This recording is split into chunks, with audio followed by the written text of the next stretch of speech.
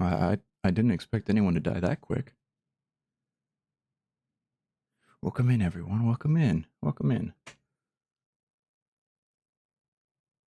Oh, where am I? There I am.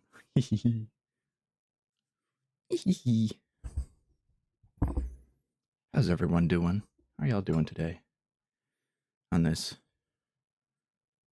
fine Sunday / soon to be Monday.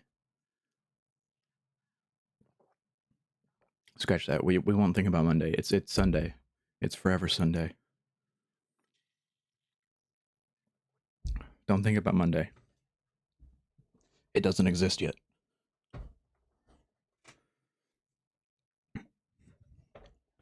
Monday ain't a thing yet. Not yet, not yet. Not yet. It can't hurt you. Monday can't hurt you.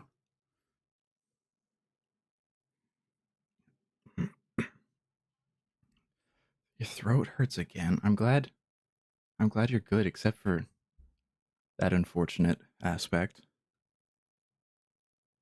You should just go get a bottle of honey and just like drink it. Just drink the honey.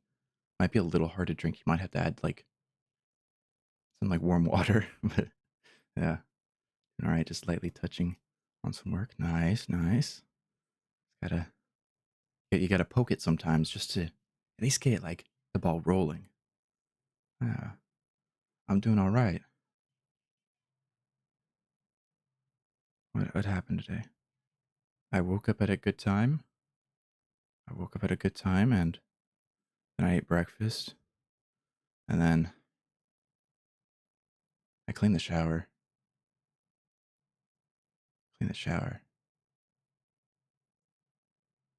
Yeah.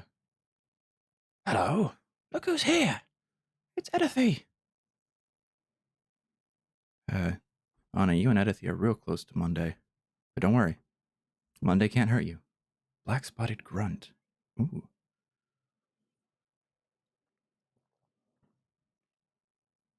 It's no James or Silas.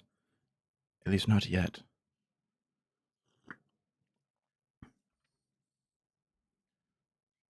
No. He doesn't exist. It's just 25 o'clock. It's Sunday, 25 o'clock, okay? That's it. You just keep counting.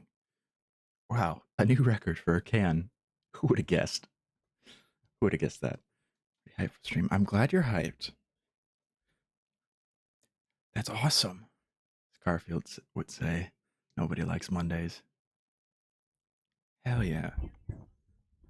Maybe this will help you sleep.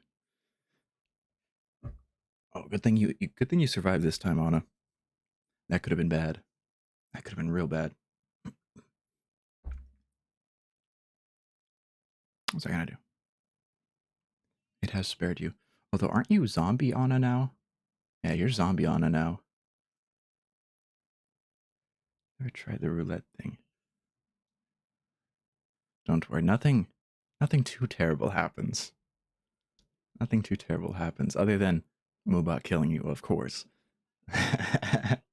But other than that, nothing bad happens. Nothing too bad, I should say. Not too bad. Ooh. Edithy survived! Huzzah! Mubot may or may not favorite you. Yeah. We'll have to see. We'll have to see if the favoritism's back. Because it could be. What the hell was I gonna do?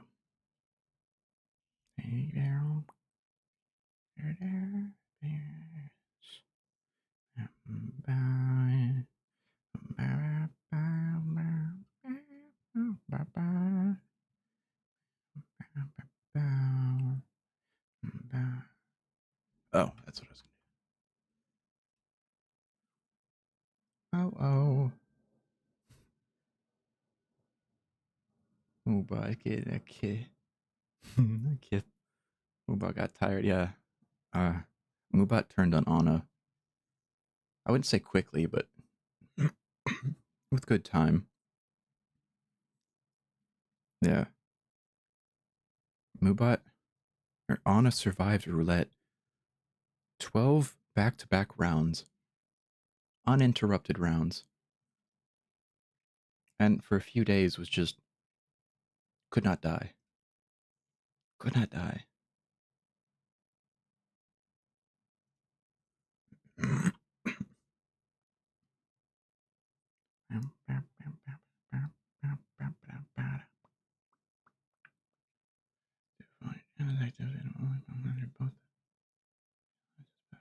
Mm.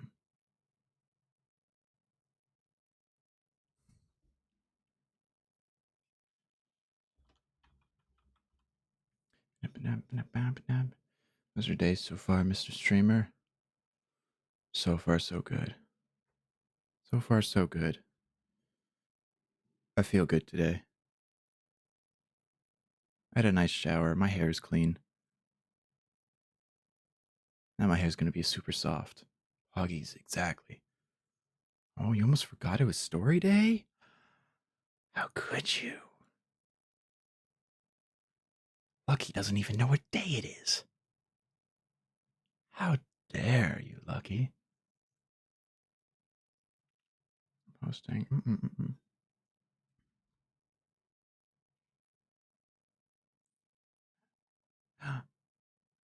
Epic is here. Hell yeah, welcome in, Epic. It's the day to fall asleep. Oh yeah. Oh yeah.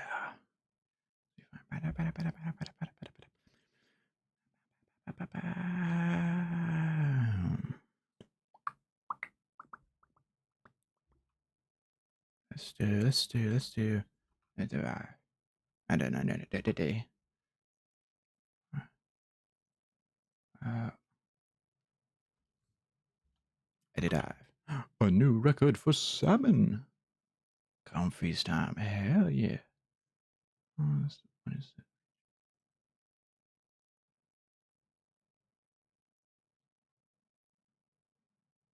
Mm-hmm.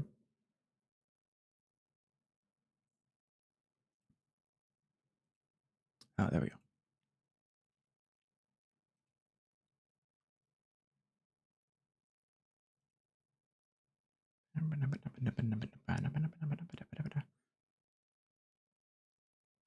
Good morning, Dew. How are you? Welcome in. Welcome in. Bowl of oat porridge. Ooh, that sounds pretty good. Sounds pretty good. How are you guys doing, Epic and Dew? How are y'all doing? How are you doing?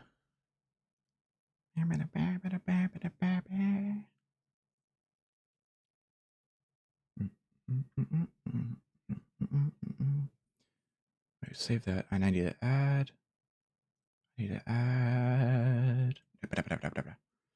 Doing great. I'm glad.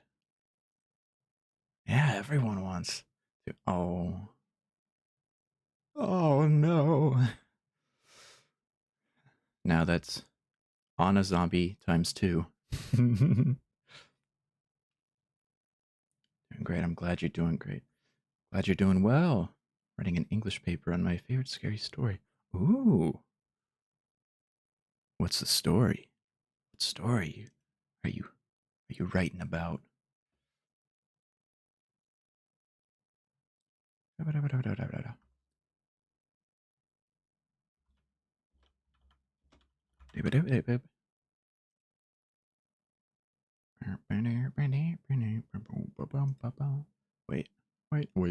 Wait, wait. Very dear zombie. Oh. Well, I have to write diaries of my days, and that would be a uh, cool thing to do, right? A diary entries about each day and Voices of the Void. That'd be cool. But also, do that's what we're reading about. That's what we're reading about.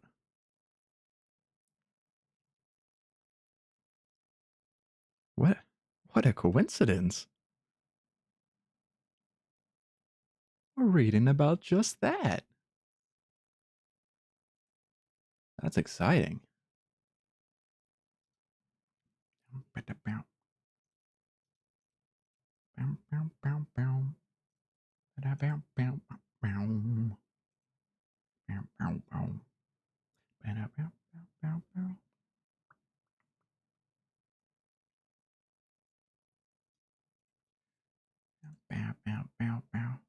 So I need this one.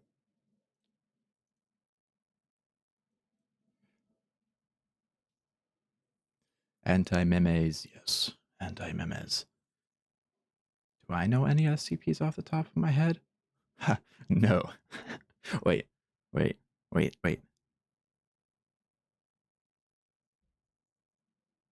Maybe? If I can remember. I don't know any of their names. I don't know any of their names. I think maybe if 004 is the door and the keys, then I remember that one. 1707 is a very sad, very spooky one. Ooh, we might have to do that.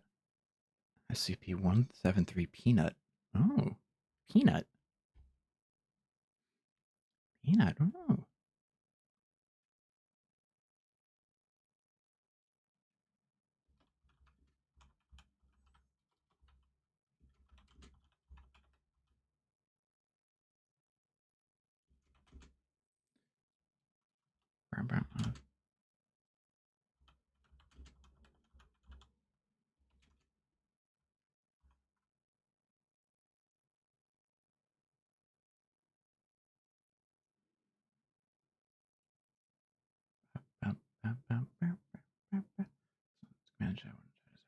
Save. It's about worms. A worm is what?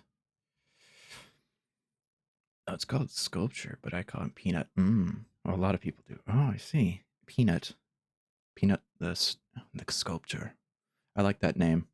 Peanut's a good sculpture name. 1707 is about worms. Ooh, Anna got a nugget. I have a suggestion that I meant to put in the Discord. I forgot to. I was wondering if we could do one of the SCP-001's assumed ones called the Simple Toy Maker. Ooh, yeah. I think I remember you talking about that one. Like scary stuff, right? What terrifies you? It's okay to ask. What terrifies me? Yeah, I love spooky stuff. I love scary stuff. I love the psychological horror. Psychological and like existential or like cosmic horror. Stuff like Lovecraft and like Junji Ito. I really like Junji Ito. Stuff like games like Soma and Silent Hill. I like those a lot. Stuff that hits deeper than just like, oh, this monster's gonna kill us. Ah, oh, watch out, a ghost is gonna jump scare.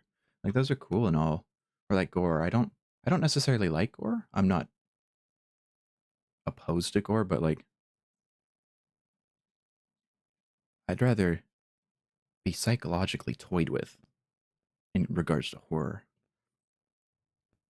Does one have multiple entries? Yes. I have we have found that out. Many. Like what Gray did. Yes. Oops, what did I just do? Oopsie. Oopsie daisy. You see the first episode of Uzumaki? I have not yet, but I plan to watch it. I plan to watch the first episode and the first episode only. Because I know after the first episode, like the director got fired. And the animation is kind of booty cheeks. So I don't need that one.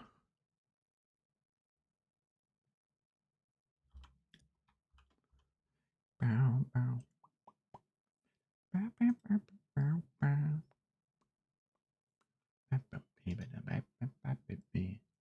we go. There we go. There we go.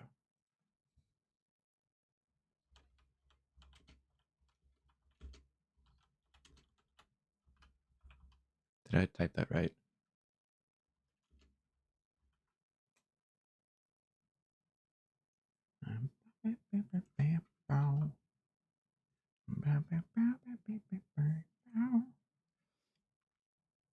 That's the rest of it stopped in quality, but episode 1 is amazing. Yeah.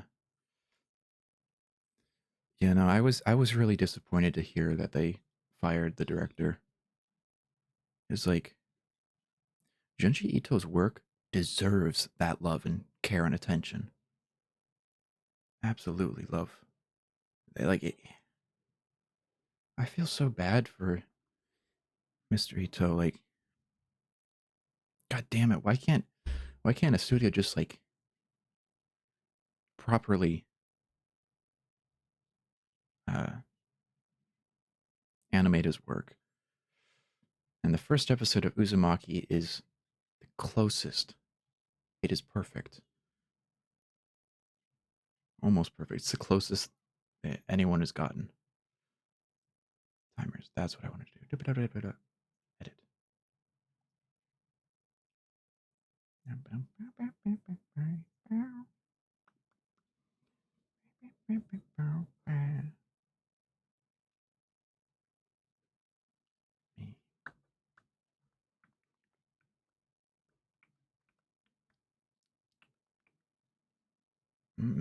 Yeah, it is hard to.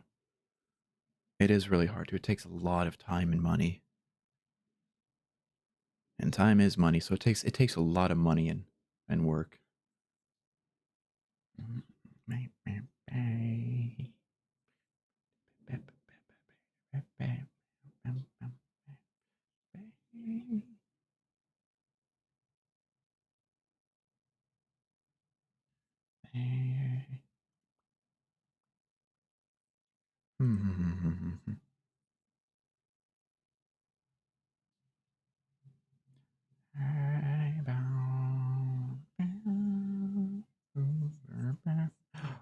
Oh, that's what I wanted to do. Oh, yes, yes, yes, yes, yes, yes, yes.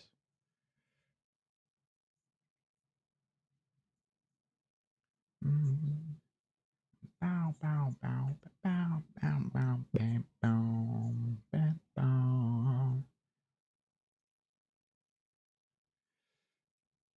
But did we make sure to take our meds so we won't forget what we just read? I took my meds today. I refilled my meds today. Hello, Knox. How you doing, friend? How's your day been? Ooh, an uncommon sea urchin. Another record, yeah. Oh, a tuna. My value this. Have a good stream. Thank you, friend. I know you can't hear, but thank you. Have a great day. What was I gonna do? Yes, that's what I was gonna do. Lip, lip, lip, lip, lip, meow. That's a heavy tuna. That's a lot of tuna. 253 kilograms of tuna. Holy moly.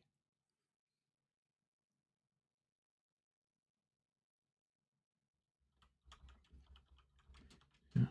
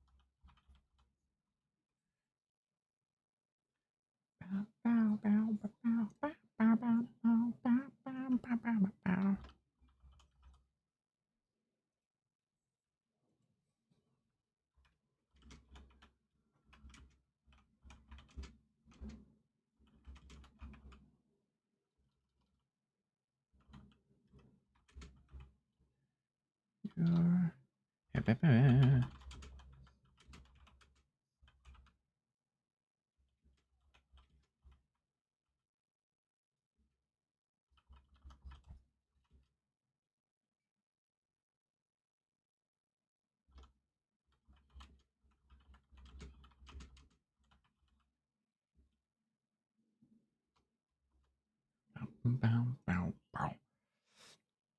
Let's see, what did you... Fish, fish, fish. Ooh. What are we reading today? So last time we read the first. Well, thank you for following. Yes, mistress. Thank you. Much appreciated. So last time we read the first three, quote unquote, like chapters of There Is No Anti-Memetics Division. So now we have the last two chapters, or tales, in that book. Uh-oh, uh-oh. Heck yeah. No, not Anna again.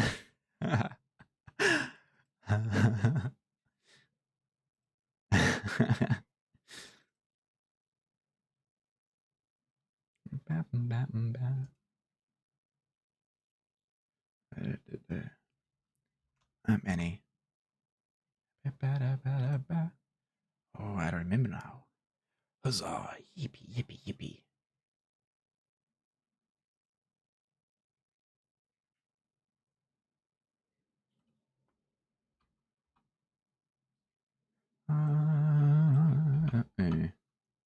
Yes, yeah. Hi. Let's do that one. Let's do Auto and Bip. Yeah, Bottle Bip Bip. Count your days. Oh no. Uh-oh, uh-oh.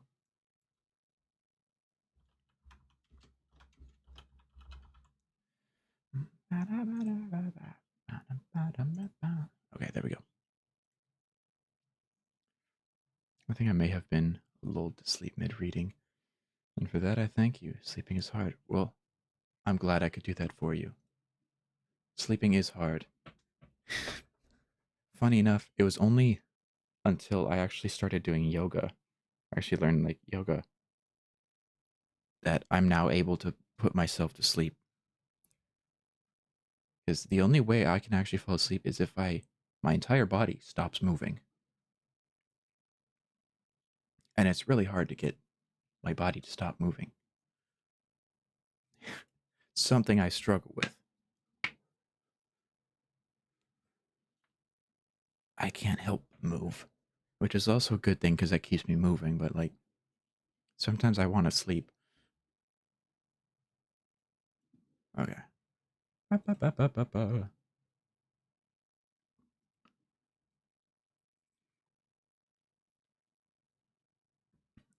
Where is the thing? I need to. Wait, no, this is not right. There we go. A triggerfish. Anna has so much gold. All right. Let's switch these tunes over. Where is it? Where is it? There we go. There we go.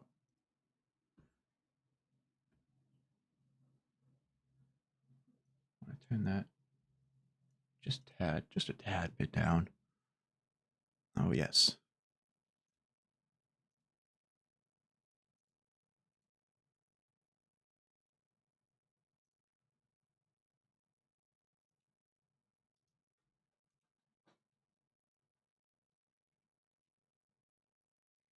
Oh, done. So much gold for it to sit around. Yeah. I really hope the dev does some stuff with it soon. That'd be cool. That'd be real cool.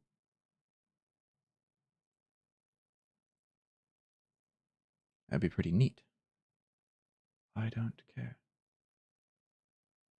Wait. My bad. Ahaha. I need to. What was that one? Yes, it was this one. Okay.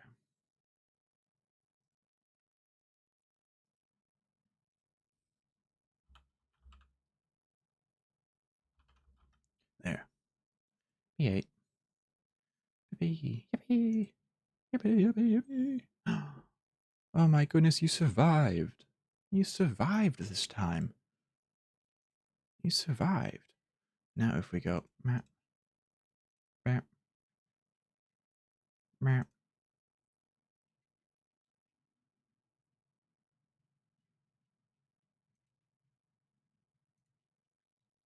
There we go.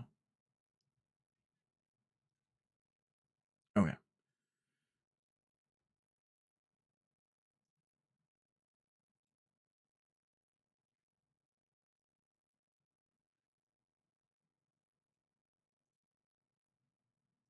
Let's minimize that. Yes. Time for reading time. It's reading time. It's reading time. Reading time.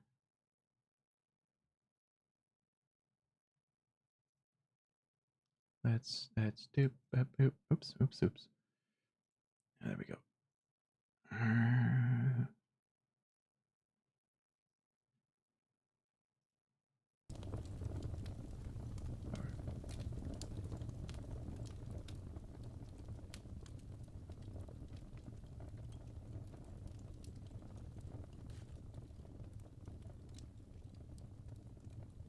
That should be okay. Yeah. Yeah, there we go. This is nice. And absolutely let me know if either the music or fire crackles are too loud at any point or too quiet. Absolutely let me know.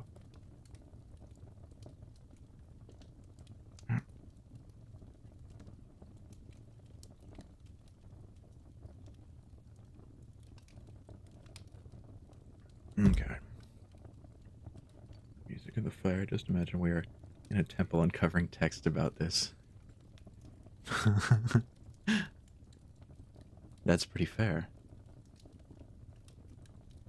That's fair.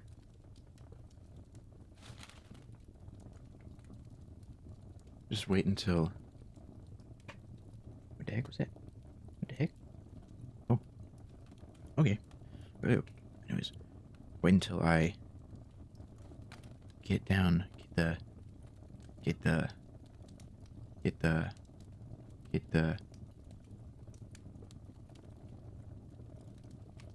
until I draw the background. There we go. That's what, that's what I was trying to think of.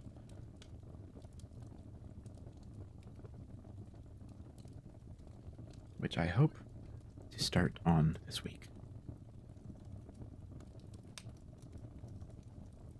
Okay. Case colorless green. Let's just dive right into it. Ooh. Uh-huh.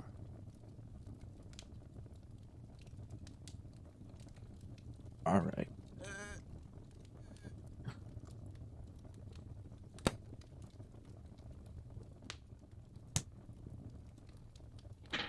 Just gotta make sure.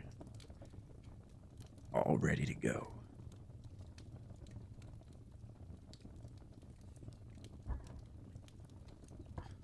Item number SCP-3125.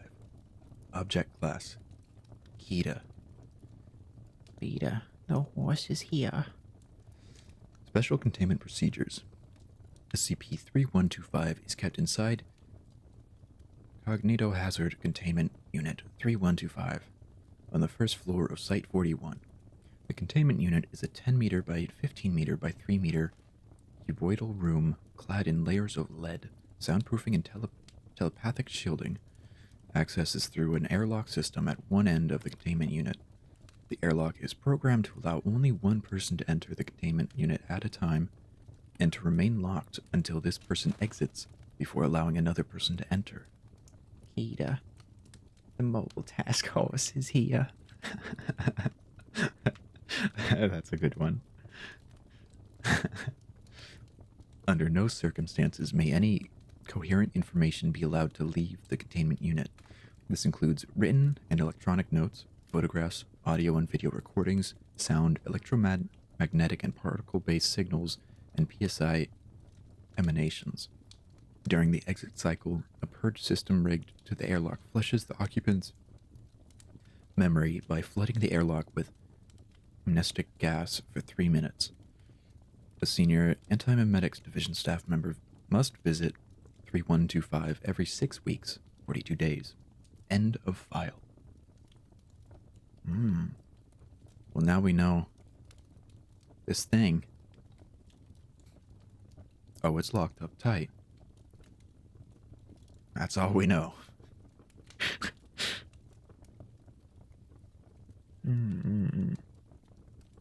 Oh, we got Paul Kim back?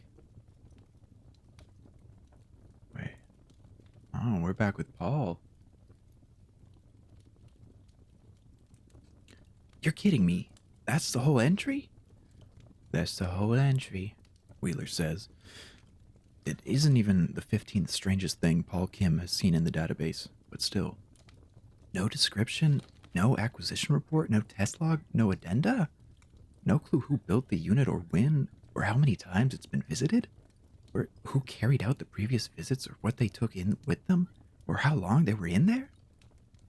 Well, obviously, Bar Hughes built the unit, Wheeler says, and this cannot be denied. The man's signature style of containment architecture is recognizable at a mile out, sleek, white, plainly impregnable without the aid of extremely heavy tools, which makes it at least 7 years old. That's 60 visits or more. I guess there are good reasons for the rest of those omniscience. Anyway, the timer watchdog says it's time again.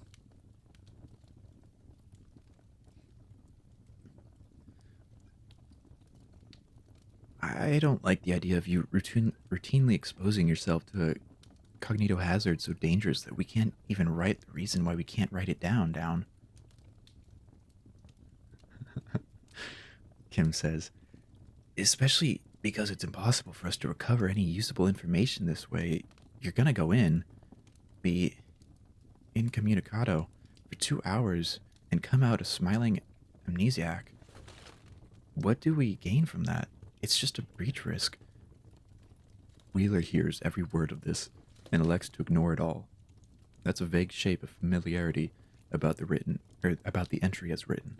There are a few word choices which reassure her in an intangible way that it was written by someone who knew what they were doing, possibly her. Kim's still talking. We should just scrub the last line from the database entry. There can't be anything good in that room. Wheeler puts her keycard in the slot.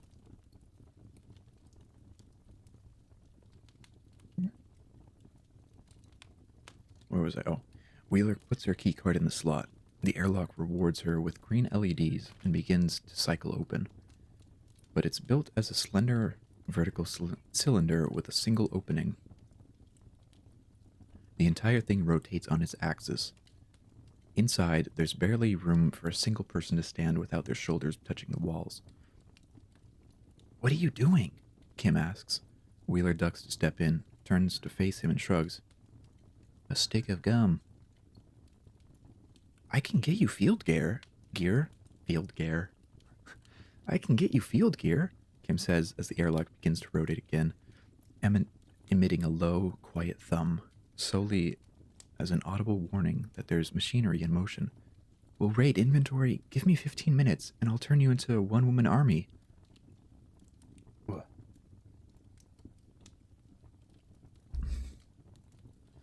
If Wheeler says anything in response to this, it's cut off by the soundproofing as the airlock rotates. Kim is left alone in the antechamber. He stares at the outer door for a worried moment. He presses his ear to the door for a while, but hears nothing. Not even a faint tremble from the airlock mechanism.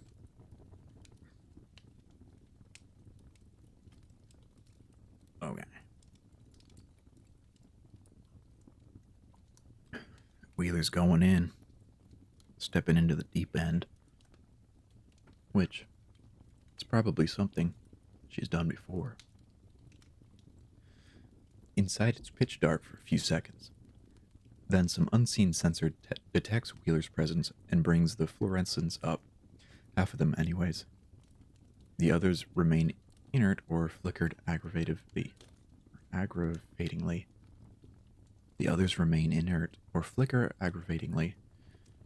The room's interior walls are made from milky white glass, bulletproof, knowing hues, and plastered with paperwork, taped and blue tacked up in vaguely coherent masses. Where there is no paperwork, people have drawn directly on the walls in marker pen. There is a conference table, long and elliptical, covered with more paperwork and a tangle of laptop computers and serpentine power supply cables. Power has returned to the machines and they are slowly booting up. A data projector warms up and shines a map of the world over the far wall, almost lining up with a network of scribbled annotations on the same wall. Post-it notes of all colors litter the carpet like autumn leaves. Other than that, the room is empty. Skimming the paperwork, Wheeler discovers that nearly all of it is handwritten, and most of it charts the progress of conversations. Most of the entries are dated and signed, and most of the dates are weeks apart. The conversations are panicked and fearful, back and forths about dozens of SCPs, some of them anti-mimetic in nature, but none of them obviously related to one another. None of the notes mention SCP-3125. The only name Wheeler recognizes is her own, which appears on 1 in 10 or 20 of the notes. The note seems authentic, and the handwriting is hers, but her notes also seem as desperate and uncertain in tone as everybody else's. This unnerves her. There are diagrams on the walls, too, which are too complex to decode at a glance, but complex enough to make her eyes hurt to look at them. Still lost for a logic entry point to the data, Wheeler curses all of her predecessors. Asynchronous research, whereby the research topic is forgotten entirely between iterations and rediscovered over and over, is a perfectly standard practice in the anti-mimetics division, and her people ought to be better trained than this. There should be an obvious single document to read first, which makes sense of the rest, the primer. Marion, it's me. Wheeler recognizes the voice as her own. She moves around the table until she finds the laptop making the noise. There's a video playing, apparently recorded on the laptop's own camera in this room. The Marion Wheeler in the video is seated and looks unfamiliar in a way which takes the one watching a moment to put her finger on. Not exhausted, not sick, not physically injured. She's seen herself that way before, in the mirror. This woman's willpower is gone. She's beaten. You've guessed already that SCP-3125 is not in this room, she says. In fact, this is the only room in the world where 3125 is not present. It's called inverted containment. SCP-3125 pervades all of reality except for volumes which have been specifically shielded from its influence. This is it. This is our only safe harbor. This room represents the length and breadth of the wall. Every competent anti-mimetics research project finds 3125's fingerprints sooner or later. It manifests all over the world in thousands of different forms. Most of them ain't even anomalous. Some of them we have already cataloged separately in the main database. A very small number of them are even in containment. Impossibly virulent cults, broken arithmetic, invisible spiders as tall as skyscrapers, people born with extra organs which nobody can see. That's the raw data. Those manifestations are troublesome enough to deal with in their own right. The Wheeler in the video casts around, picks up a bright green felt-tip pen and a blank piece of paper. She begins drawing a shape which isn't visible from the camera's perspective, while still talking. But once you get a little further down the road, you start to see a pattern emerging in the data. You need to have the training in mimetic science. But once you have that training and you have the data in front of you, it only takes a little extra effort to arrange those data points in conceptual space and draw a contour through them. Those data points are points on 3125's whole. Those manifestations are the shadows it casts on our reality. You link 4 or 5 different SCPs together into a single shape, and you see it, and it sees you. She's still drawing. It's detailed. She doesn't look up, and her tone of voice is distant, almost as if she's narrating the tail end of a frightening children's story. When that happens, when you make eye contact, it kills you. It kills you and it kills anybody who thinks like you. Physical distance doesn't matter. It's about mental proximity. Anybody with the same ideas, anybody in the same headspace, it kills your collaborators, your whole research team. It kills your parents, it kills your children. You become absent humans, human-shaped shells surrounding holes in reality. And when it's done, your project is a hole in the ground, and nobody knows what 3125 is anymore. It is a black hole in antimemetic science, consuming unwary researchers and yielding no information, only detectable through indirect observation. A true description of what SCP-3125 is, or even an allusion to what it is, constitutes a containment breach and a lethal indirect cognito hazard. Do you see? It's a defense mechanism. The information-swallowing behavior is just the outer layer, the poison coating. It protects the entity from discovery while it infests our reality. And as years pass, the manifestations will continue, growing denser and knitting together, until the whole world is drowning in them. And everybody will be screaming, "Why did nobody realize what was happening?" And nobody will answer, because nobody who realized was killed. Oh, because everybody who realized was killed by this system. Do you see it, Marion? See it now? Wheeler is at the core of Foundation Mimetic Science. She had all the raw data readily accessible. There are extensive written calculations on the walls, but she doesn't need to read them. She can do them in her head. All it took was that slightest push, the slightest suggestion. Staring through the laptop screen, her eyes wide and defocused, she understands how it all links together. She sees SCP-3125. She feels dwarfed by it. She's encountered terrible, powerful ideas before, at every level of mimeticity.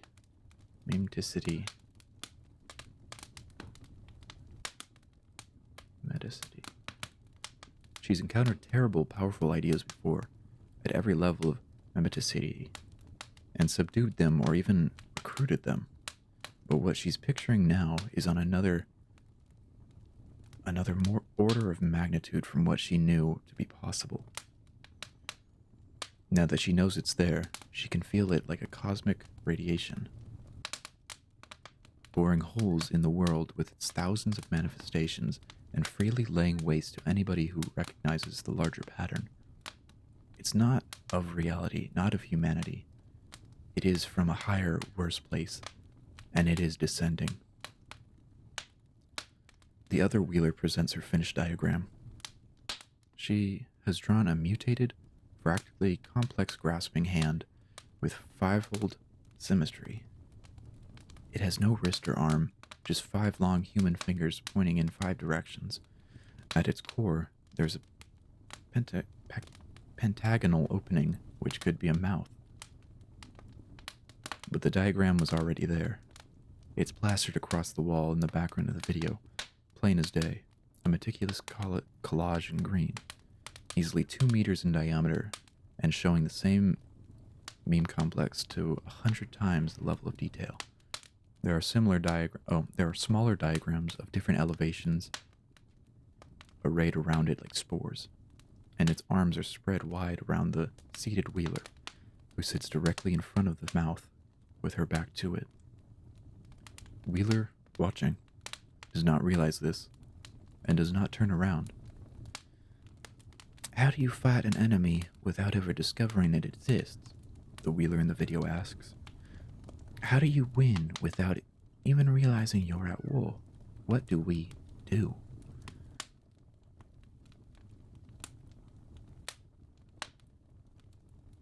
Too far. 7 years ago,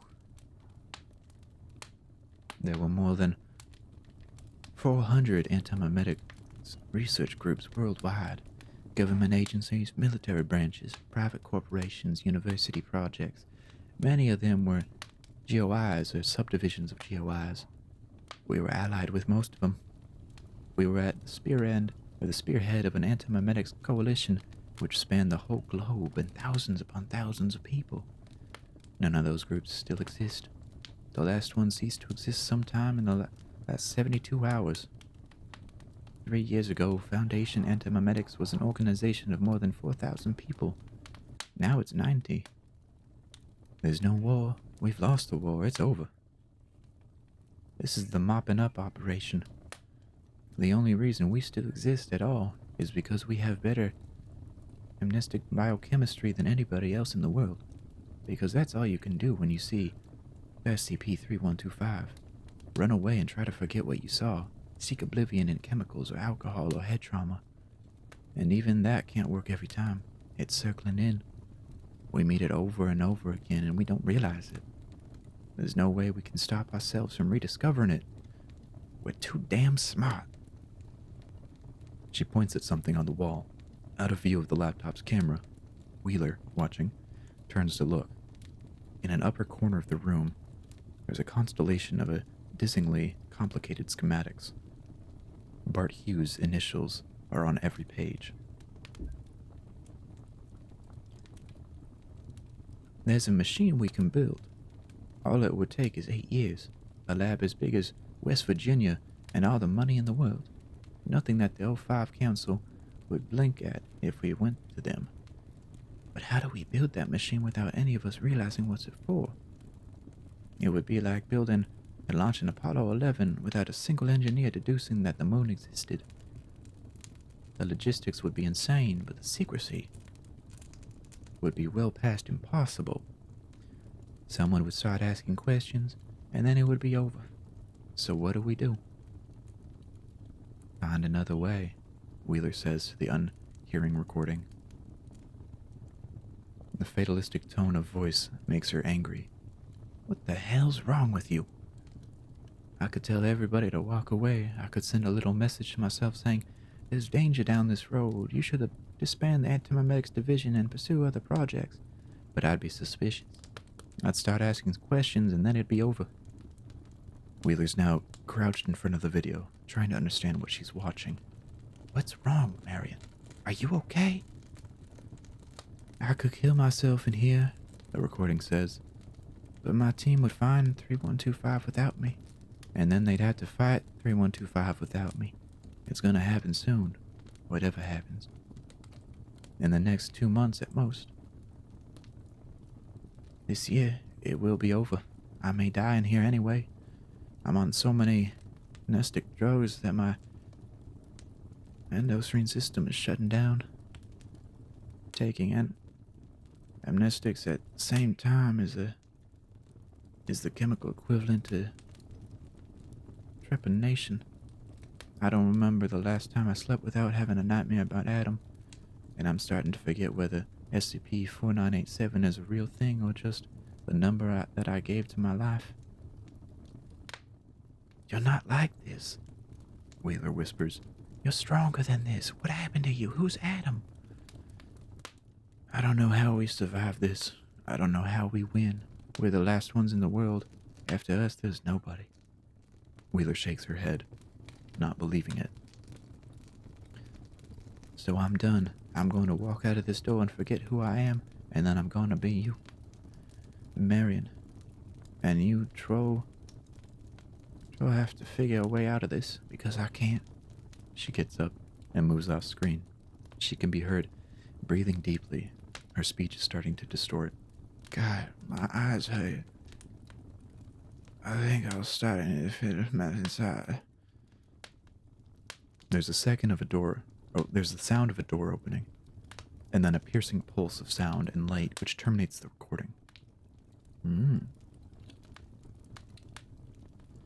Wheeler stares at the dark screen for a long minute. She's never seen herself so weak, and it damages her ego a great deal to see that it's possible. She feels disconnected from what she saw, like it happened in an alternate universe. She feels revulsed and appalled by that version of her, more so to know that that version is still inside her somewhere. It doesn't make sense. I'm looking at all the same facts. What made her give up? What did she know that I don't? Who was Adam? The answer to this question is so obvious and sickening that she instinctively distrusts it. She circles around the answer, probing it, trying to find reasons to reject it, but it's inescapable. Adam was someone she knew when the video was recorded, now completely removed from her memory. Adam was someone the thought of whose safety paralyzed her with fear. Someone in the same headspace. Someone she couldn't bear to lose. And then she lost. But what if? But how'd the room get built in the first place? Anybody's guess? Wheeler imagines Hughes building it as a proof of concept, following a cascading series of lucky chances, which led to it becoming the war room. Someone discovered SCP-3125 at random.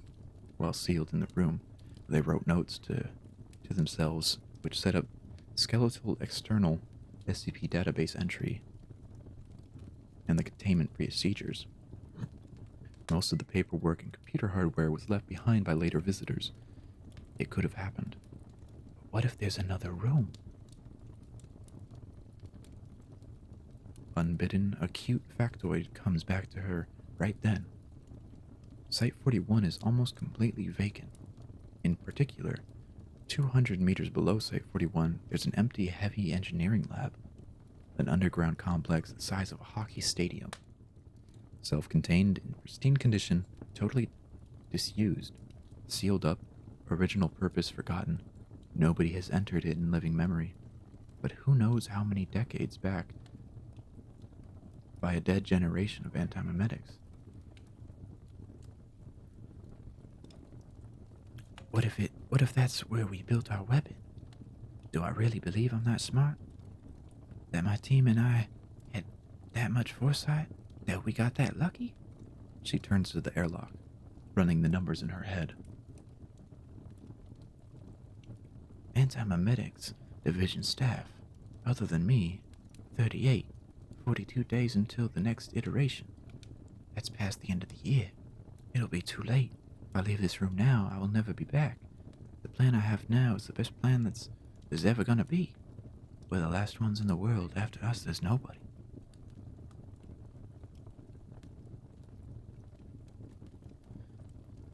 Kim is so deeply buried in work at his terminal, and the airlock is so quiet that he almost doesn't notice when it starts to cycle open again.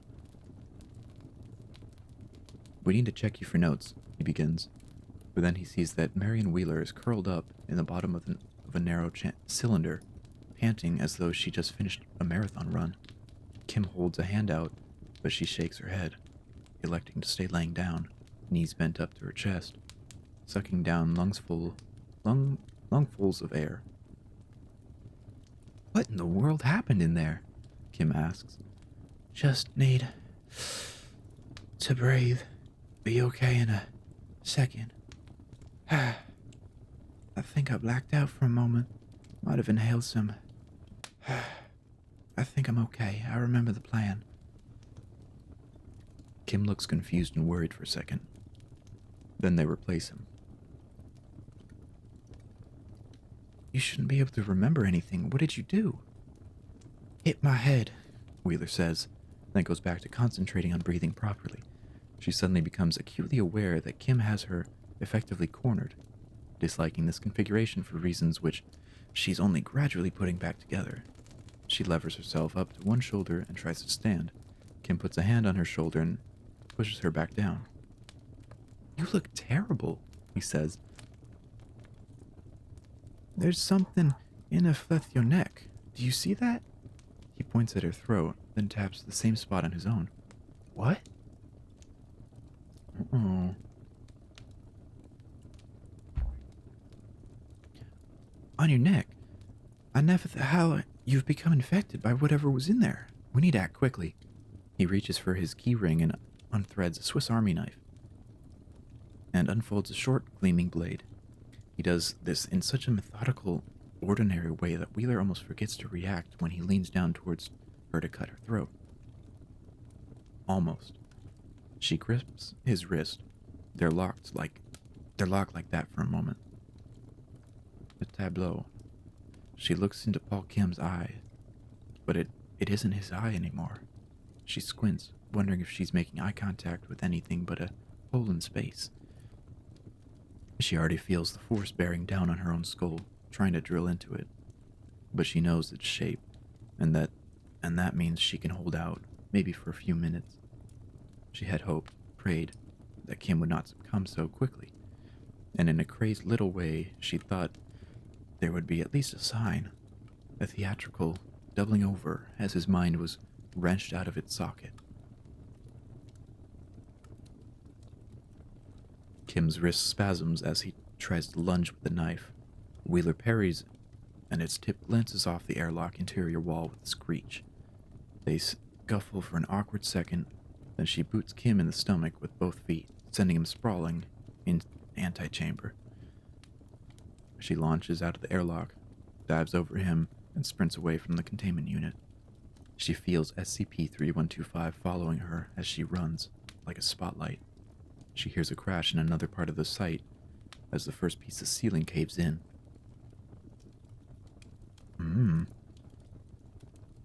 It's getting intense. It is getting intense. Case colorless green. And now we move on to the conclusion. Your last first day.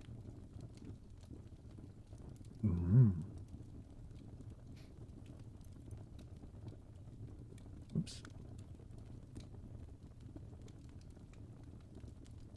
Previously, Marion Wheeler is curled in the corner of Site 41's main freight elevator.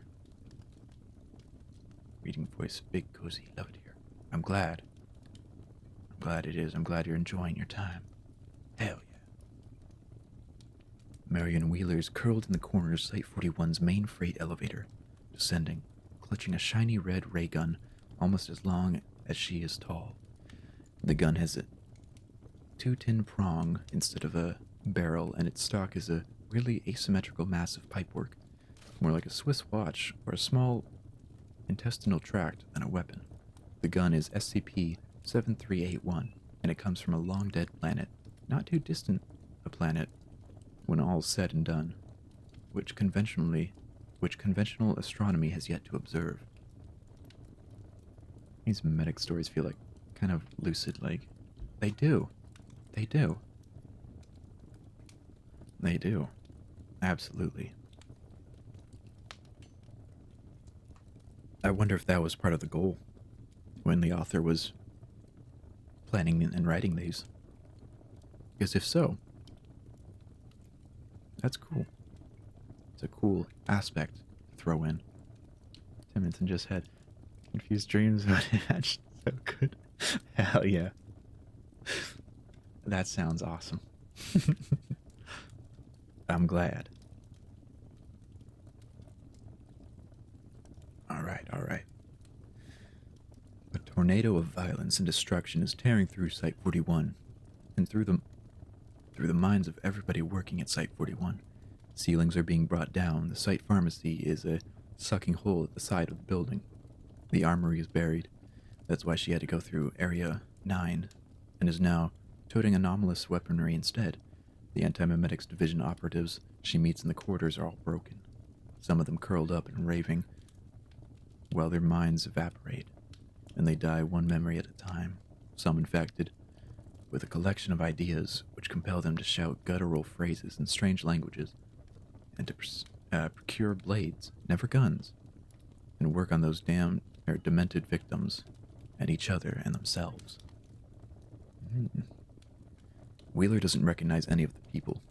Their faces are all wrong, torn up with hatred and misery and vindictive glee. She's been trying to avoid fighting, but she's had to kill one man in self-defense, fired at his heart. 7381 simply erased a half-meter wide cylinder of matter, removing his upper torso and lower jaw. He fell to the ground in 4 pieces. SCP-7381's beam is invisible, silent and recoilless. It was like using a child's toy gun. Wheeler is petrified, but more than that, angry. "This is too much," she says out loud, willing her heart rate back under control. "I can't deal with this. I shouldn't have to deal with this. It's my fucking first day. Uh-oh. Oh no. It's just like what happened with Paul. It's not really her first day. Also, that weapon sounds utterly horrifying, but also a blast to use. Literally. God, that'd be so terrifying. Someone just points a thing at you, and then a third of your body's gone. Just like that. That's horrifying. The video shaped her mind. She's actually killing team members. Perhaps. It could be.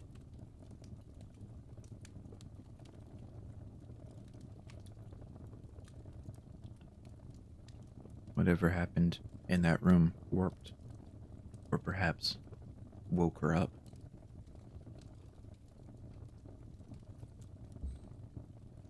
But I mean, if it's anything like what happened with Paul and Gray, then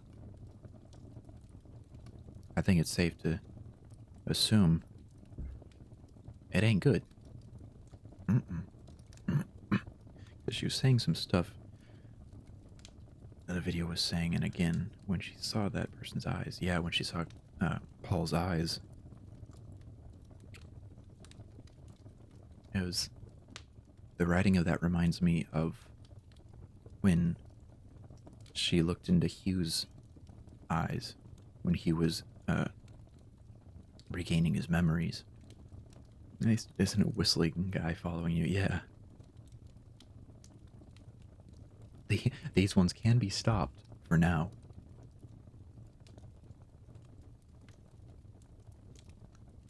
Meow.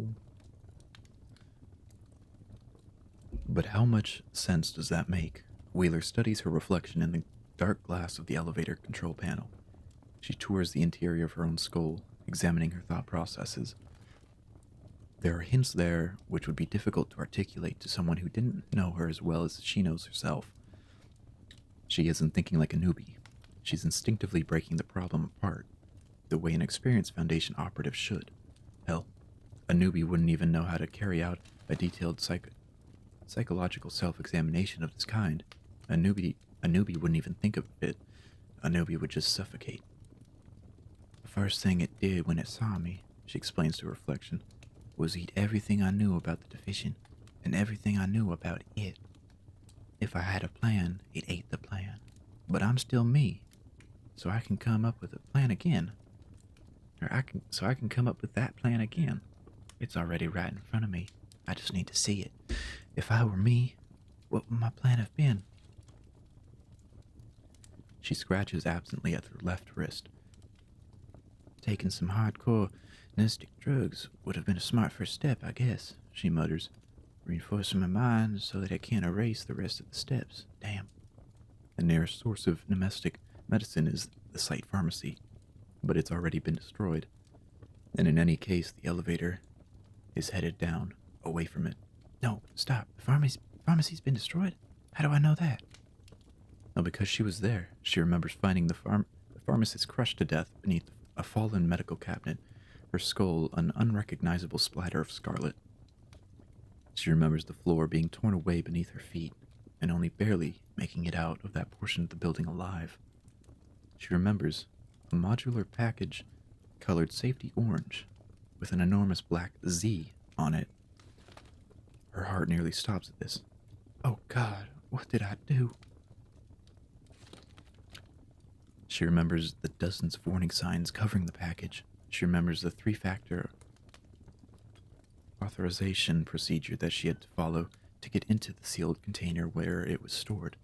She remembers the centimeter-thick book of medical advisory information which she discarded.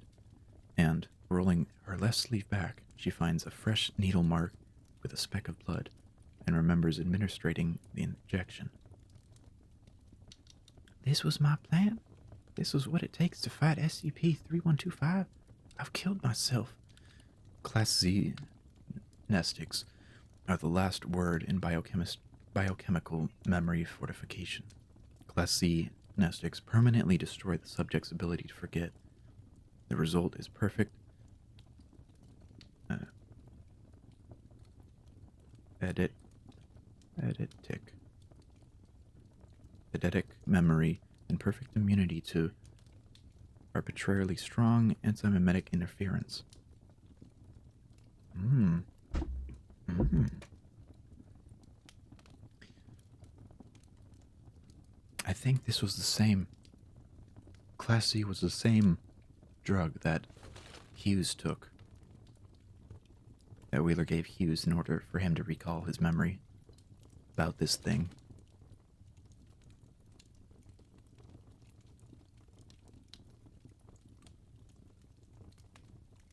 There we go. Where am I? Where am I? The dose is taking effect now. Wheeler didn't read the book because she already knew every word of it. She knows everything that's about to happen to her. She can already feel her mind hardening like steel. And the developing symptoms of extreme sensory overload. She can see everything. There are extra buttons on the elevator control panel, the lowest of which, the 30th floor, below ground level, she somehow already pushed. The walls of the elevator are covered with graffiti scrawled by the desperate and dying, people whose conceptual presence was eradicated from reality years earlier by the Alistair Gray antimimetic kill agent, reducing them to the level of ghosts. In one corner of the freight elevator, there's even a half-corpse, unidentifiable, so many layers removed from reality that not even flies can smell it. Its cells winking out of existence.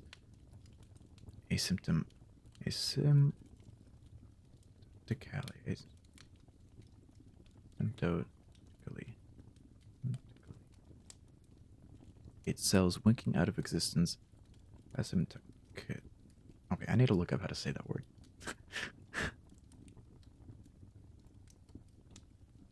I need to look up how to say this word. What the heck? Oh, close. Oopsie daisy.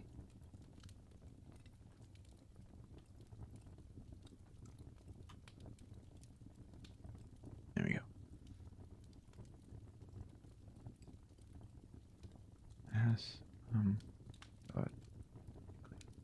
Asymptotically. Okay. Okay. Let's redo that sentence. In one corner of the freight elevator, there's even a half corpse, unidentifiable. So many layers removed from reality that not even flies can smell it. Its cells winking out of existence asymptotically over the course of years. Asymptotically. Asymptotically.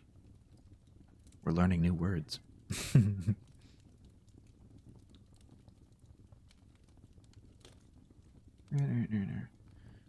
There's a fistful of tiny white worms exploring the floor of the elevator car, near where she's sitting. Revolted, Wheeler shuffles back from them, shaking one or two of them out of her hair. The worms are among the most widespread and successful antimimetically cloaked organisms in the world. They are everywhere, in every biome, in every room. She can hear a long, alarming drone noise, a continual roaring, which has the texture of ambient noise and is continually getting louder. It's as if it's been there for her entire life, and it's only now that she's begun to hear it.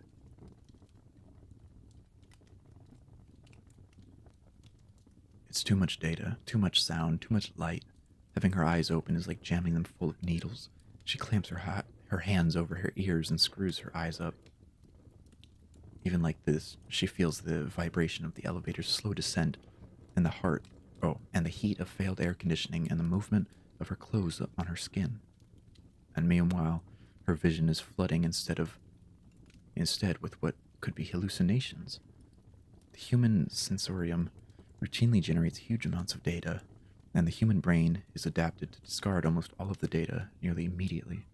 Altering the brain's behavior to retain that data is extremely dangerous, even for very short time spans. Wheeler takes one hand away from her ear for just long enough to punch the metal wall of the elevator car, bloodying two knuckles. The pain gives her a focal point, a memory which screams a little louder than the rest. And she finds the plan. She doesn't remember it. She bootstraps it from first principles in a handful of minutes, just like she's done 100 times before. I know how to beat you, she says.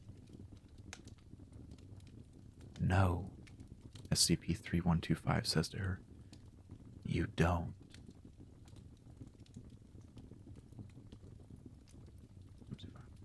There we go.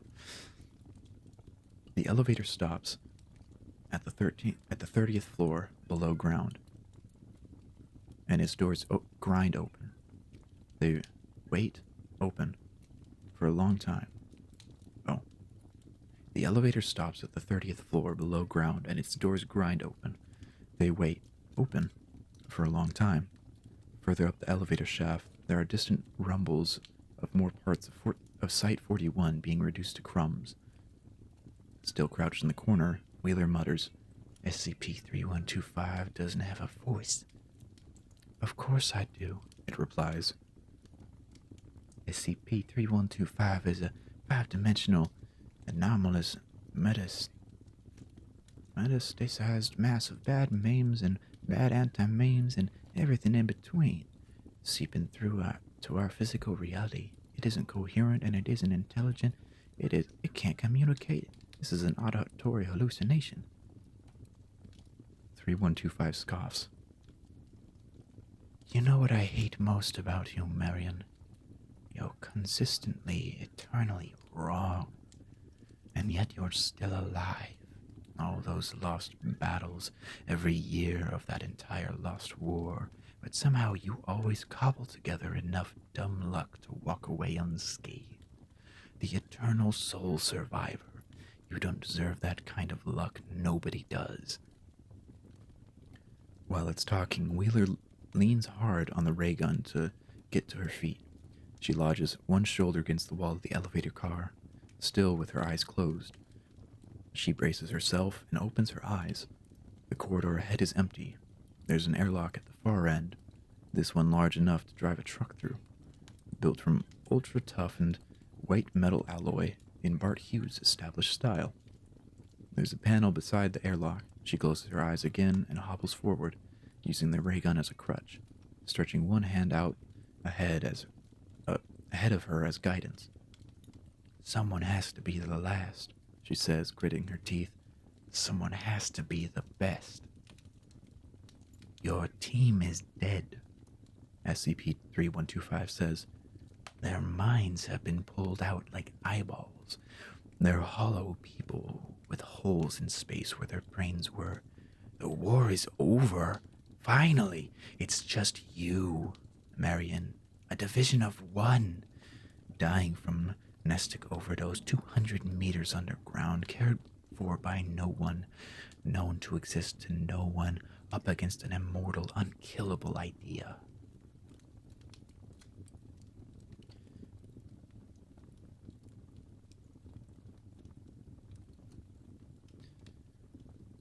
Wheeler reaches the airlock and fumbles blindly with the panel until she finds the slot for her keycard.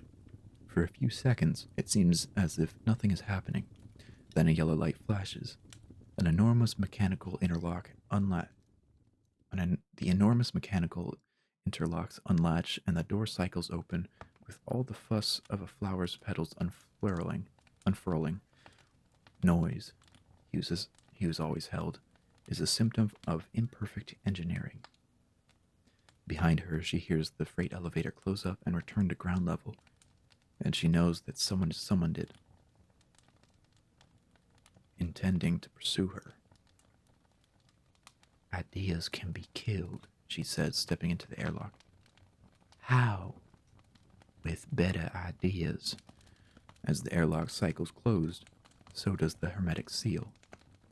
SCP-3125 is shut out.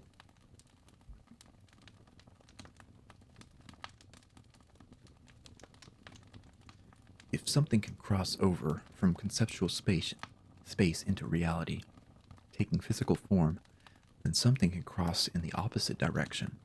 It must be possible to take a physical entity, mechanically extract the idea which it embodies, amplify that idea and broadcast it up into conceptual space.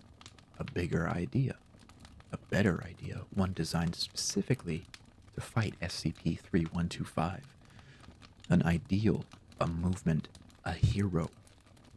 The machine Wheeler needs to build is the size of an Olympic stadium, and she doesn't have a fraction of the heavy memetic engineering experience to do it, let alone the material resources or the time.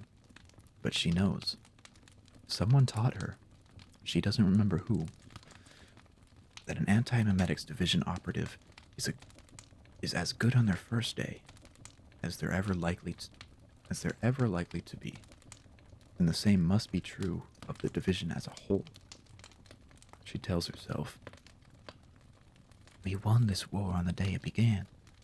We encountered SCP-3125 for the first time. We built this bunker. Bart Hughes faked his death and sequestered himself here so he could work uninterrupted, while the rest of the division held on for as long as humanly possible, buying time for this moment. I know this is what I did because it's what I would have done. I'm the final component. He's waiting for me."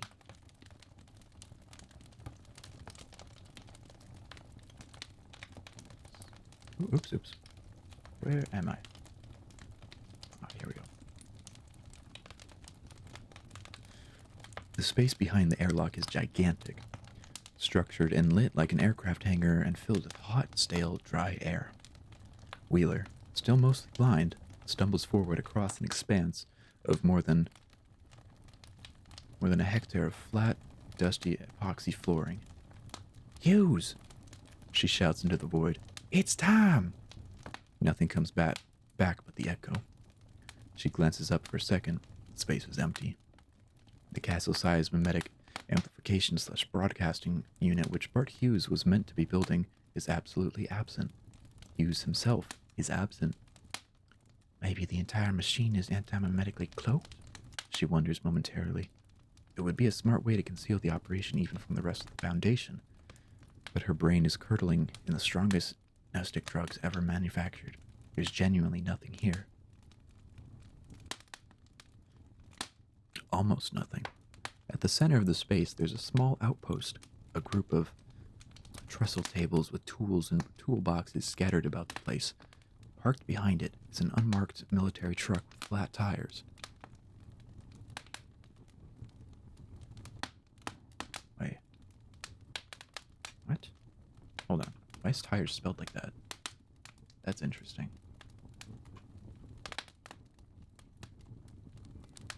Huh. That's interesting. Cage Bone!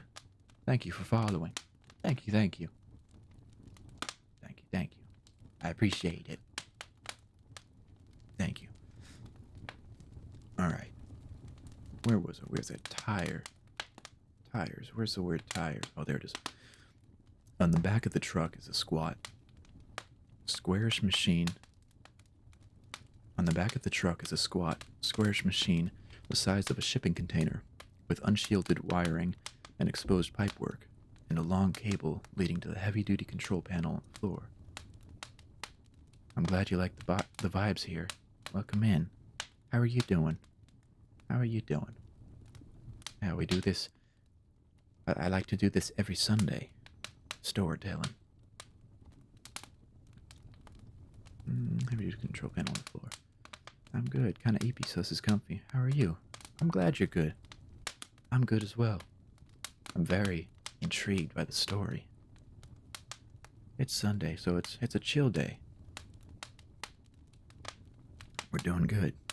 Thank you for asking. I hope you get even beer. Ooh, I see that. Bang Boo. I like Bang Boos, they're cool. Alright. To the untrained eye, it is not all clear what the machine is designed to do. It's the anti-memetic equivalent to a hydrogen bomb, the division's answer to a site nuclear warhead. Activated, it would contaminate Site 41 and everything and everyone on it with anti-memetic radiation. There would be no Site 41 and no division afterwards. Nothing any of the escaping infectious staff did could have any effect on the real world. It's the wrong machine. It can't destroy or contain SCP-3125, or even injure it. All it can do is sterilize today's outbreak. The other symptoms will persist 50 or 10 or 5 years from now, or maybe 1 year, or maybe tomorrow. 3125 will return, bringing with it its MK-class end-of-world scenario. Human civilization will be entirely eradicated as an abstract concept and be replaced with something unimaginably worse. There will be no one to fight it.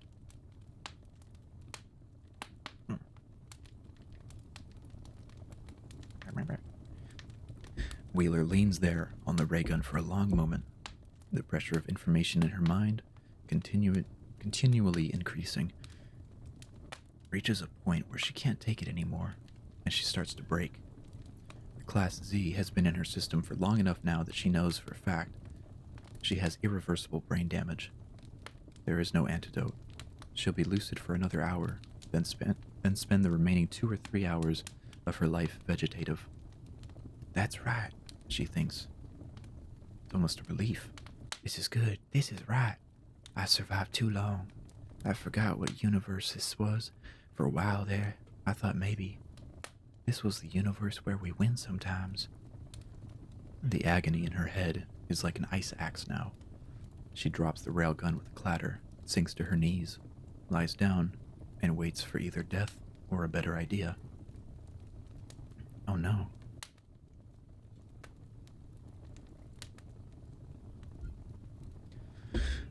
A being superficially resembling Paul Kim arrives at the outer airlock door.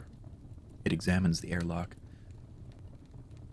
uncomprehendingly for a few moments, then finds the keycard slot. It hunts methodically through Kim's pockets, then remembers the keycard around its neck. The airlock cycles once more, and not Kim goes through. Behind it, the freight elevator is returning to ground level a third time to fetch the rest. In the next room, the being which is not Paul Kim finds Wheeler, unconscious, with the ray gun dropped beside her. Vibes are spooky and cozy, perfect for EPs. Perfect for EPs, yes. You all can feel free to fall asleep. That is A-okay. In fact, that's almost,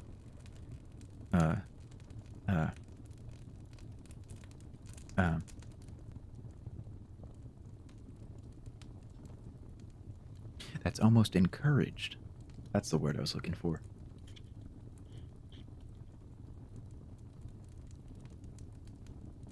That's the word. Encouraged. Oh, where was I? Oh, yes.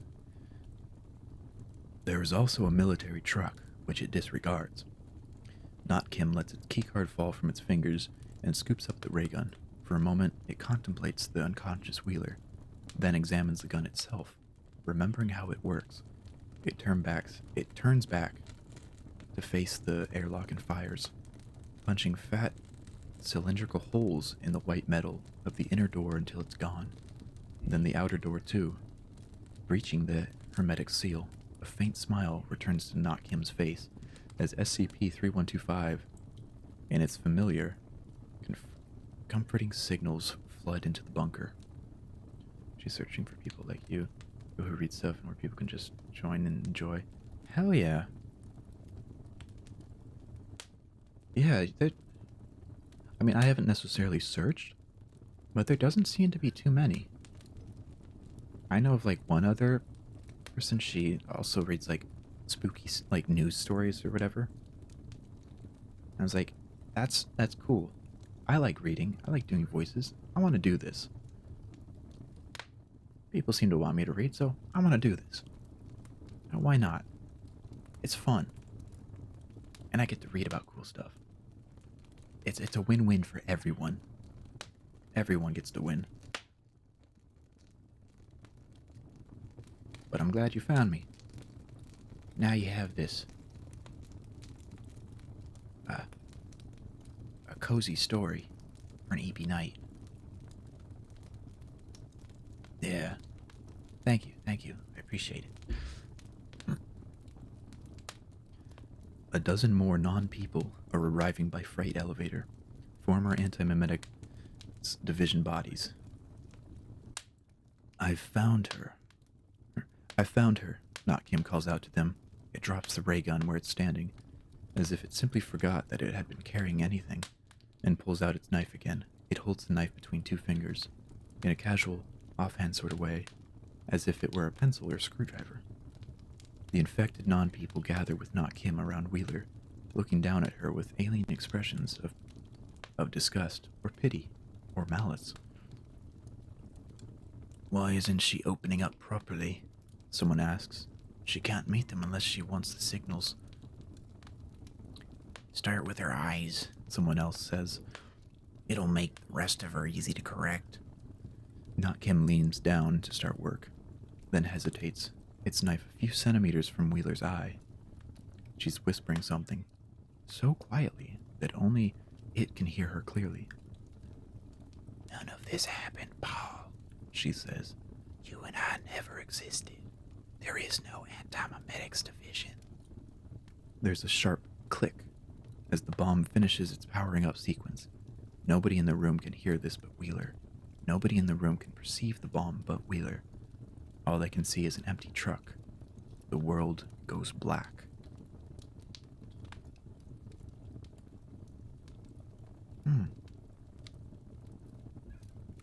Very interesting.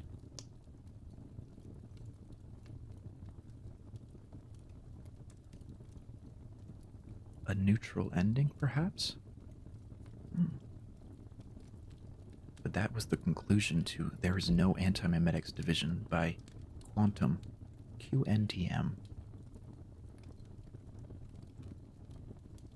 There still are more on the Anti-Memetics Division.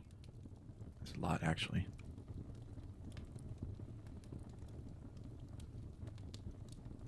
Yeah, this is a side story mostly taking place during and after There Is No Anti-Memetics Division. The story is a direct sequel to There Is No Anti-Memetics Division. The story is complete.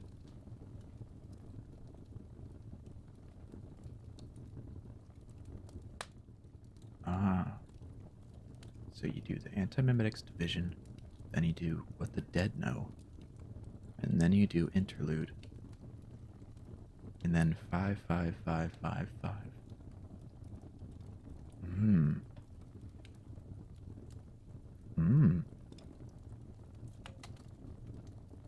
Why not? These are just three. We can read them. We can read them.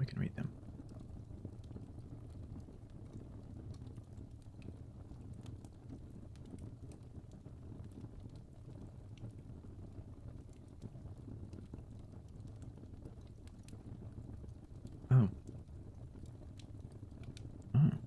What is this? 4.63%.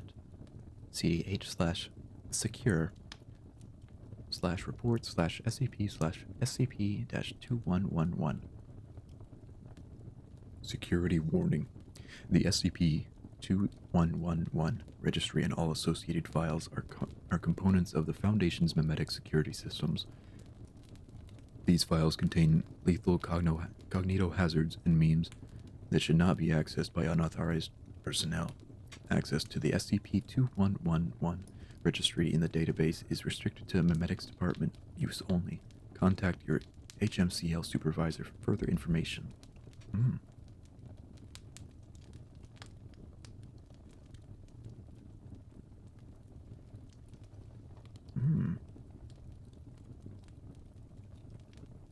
Phase 3 counter-memetic training. I see. Anomalous means. SCP-2111 is an algorithm capable of generating an infinite number of novel, lethal cognitive hazards. The algorithm was derived by the Foundation from analysis of multiple unrelated hazardous anomalies and adapted for the creation and maintenance of lethal cognitive weapons used for information and physical security, as well as memetic packages for behavior modification vectors. Red Talisman is a software-based tool that deploys raw material generated by 22111 into weaponized media. Red Talisman can generate direct visual or auditory cognitohazards as well as insert hazardous material into mimetic carriers. 2111 functions by anomalous means, currently theorized to have access to forms of mathematics that create destructive processing loops when translated to neurological systems. Mm.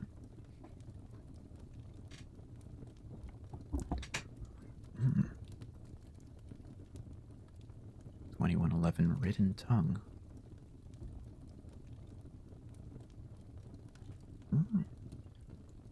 2111 is a phenomenon in which a directory in the Foundation database spontaneously generates files containing both lethal cognitive hazards and anti-mimetic content. These files are often of novel types and generate at an average rate of 80 kilobytes per month.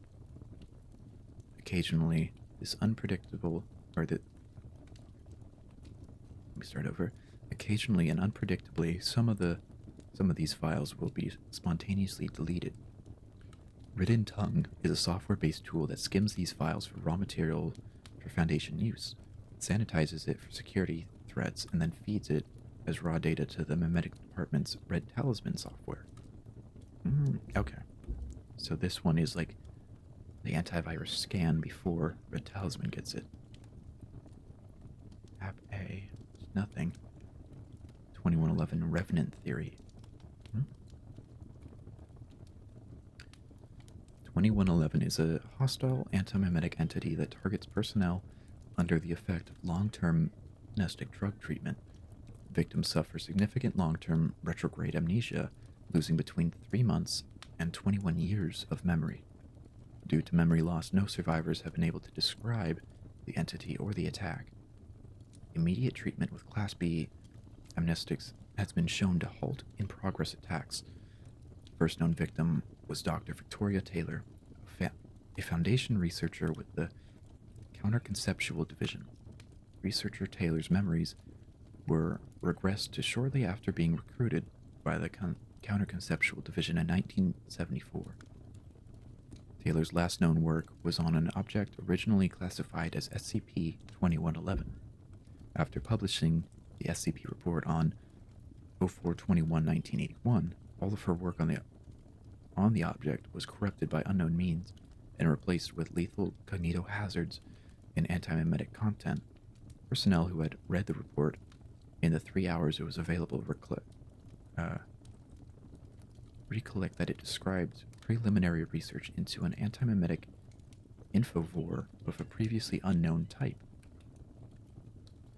2111 attacks personnel directly, consistent with known infovorous mechanisms, as well as leaving cognitohazardous and antimimetic glyphs on wall surfaces near intended victims. These traps are protected by golf-class counter-conceptual camouflage and are therefore only visible to personnel undergoing amnestic treatment. At least 36 Division personnel have suffered attacks by 2111. The last direct attack attributed to 2111 was on 03/01/1994. While camouflage glyphs are still being detected, they no longer contain any dangerous effects. It is currently unknown if 2111 is still active or if the ongoing Gulf class creation is the result of unrelated phenomena. Need a sip of water. Actually, that was milk, not water. 3 months following the incident with researcher Taylor, the Foundation's Mimetic Department claimed the SCP-2111 directory in the database and began mining it for their Red Talisman weaponized cognitohazard program. Covert research by the Counterconceptual Division into the relationship between 2111 and the Mimetics Department is ongoing. A contingency plan, codename Revenant Theory, has been developed in the event that it is determined that the Mimetics Department has been compromised by 2111. Revenant theory will insert a complex mimetic agent into the Red Talisman user interface. The Revenant theory agent is a carrier for a broad spectrum anti-mimetic counteragent, as well as a targeted meme complex that enhances organizational loyalty and personal guilt. This will trigger an institutional witch hunt within the mimetics departments, starting with those most likely to have been exposed to any contamination. I see.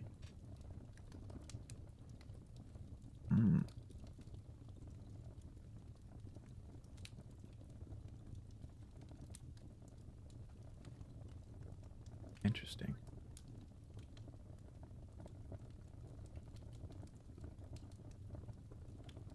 Okay. SCP-2111 object class neutralized. SCP-2111 has been eradicated by Mobile Task Force Omega-0. Ra-Orun. Future manifestations of 2111-like entities are to be identified and destroyed. 2111 was Foundation agent Michelle Yu, killed in the line of duty on 10/23/1980. While no Aruaran personnel are able to recall events between their deaths and 04/21/1981, it is theorized that 2111 was attacking the memories of Foundation personnel during this time. On 04/21/1981, Counterconceptual Division researcher Victoria Taylor published a preliminary report on these attacks as SCP-2111. Shortly thereafter, the entity identifying as Agent U first manifested here in the SCP-2111 database and modified the file, see below. This act appeared to trigger an ongoing manifestation of other entities identifying as deceased personnel in the database. These entities are free-willed informational constructs operating on a currently unidentified substrate. This database appears to act as a focal point around which the entity's consciousness is able to coalesce in a manner analogous to a Type 2 localized apparitional haunting. Let's see the modified entry. So it was Keter class. Containment procedures. Forgot about me. Why can't you? I just want to go. Why can't you just grieve and move on? Description. SCP-2111 is nothing. It's not important, not dangerous, and doesn't exist.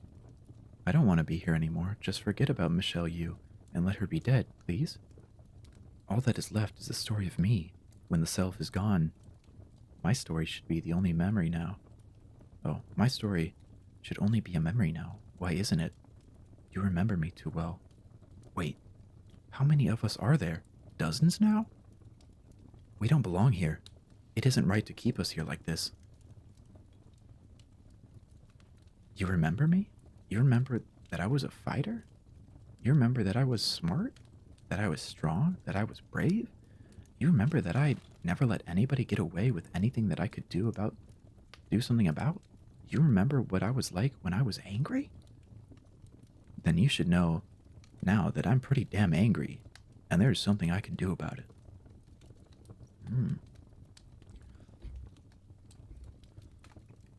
2111 believed that deceased Foundation personnel were trapped by the artificially solid memories of personnel who knew the deceased personally in life resulting from long-term treatment with amnestic drugs. She began to target those individuals in both the anti-mimetics and counter-conceptual divisions who had personally known her in life with anti-mimetic and cognito-hazardous attacks aimed at killing those who remembered her or erasing their memories. Additionally, at least one attack targeted 058. 2111 gradually built a following of deceased personnel and taught them the techniques to create and deploy these attacks. Many of their victims had experience in mimetic and anti-mimetic warfare. After manifesting in the database, several of these personnel formed Mobile Task Force Omega-0. It was theorized that SCP-2111 would not be immune to anti-memetic attacks created specifically by similar entities. A versatile tool capable of precise editing or deletion of entities of this type was designed.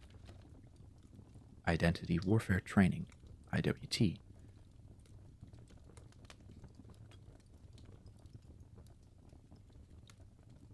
On 03/10/1994, MTF Aru operatives used IWT to delete 2111 from existence as an informational entity. Subsequently, all of her followers either surrendered or were erased. Those that surrendered were edited into loyal compliance with MTF Aru's mission, and all memory of their involvement with 2111 was deleted. Your orders. You are hereby directed by MTF Aran Command. Muster up by entering your information to the file Omega Solo roster. Check your email. The server has been redirected to store it here in the 2111 directory. Keep all Aran communication inside this directory. That way, our still quick comrades are safe and aren't rocking the boat any further by making scary files where they aren't expected. You will receive training in IWT, a body of techniques for self-defense and warfare against informational entities.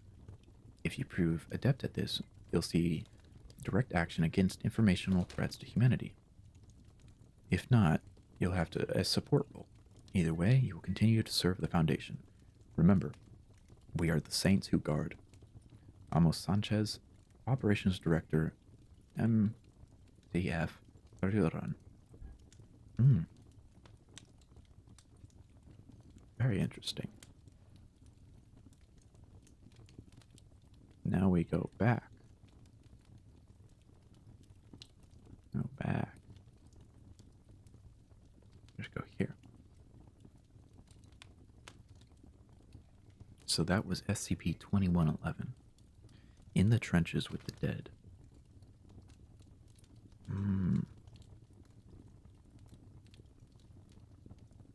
Oh. Oh, it had stuff to do with Wheeler. Okay, I see. Oh. Oh. If you can read this, you are already dead. Once again, the music has impeccable timing.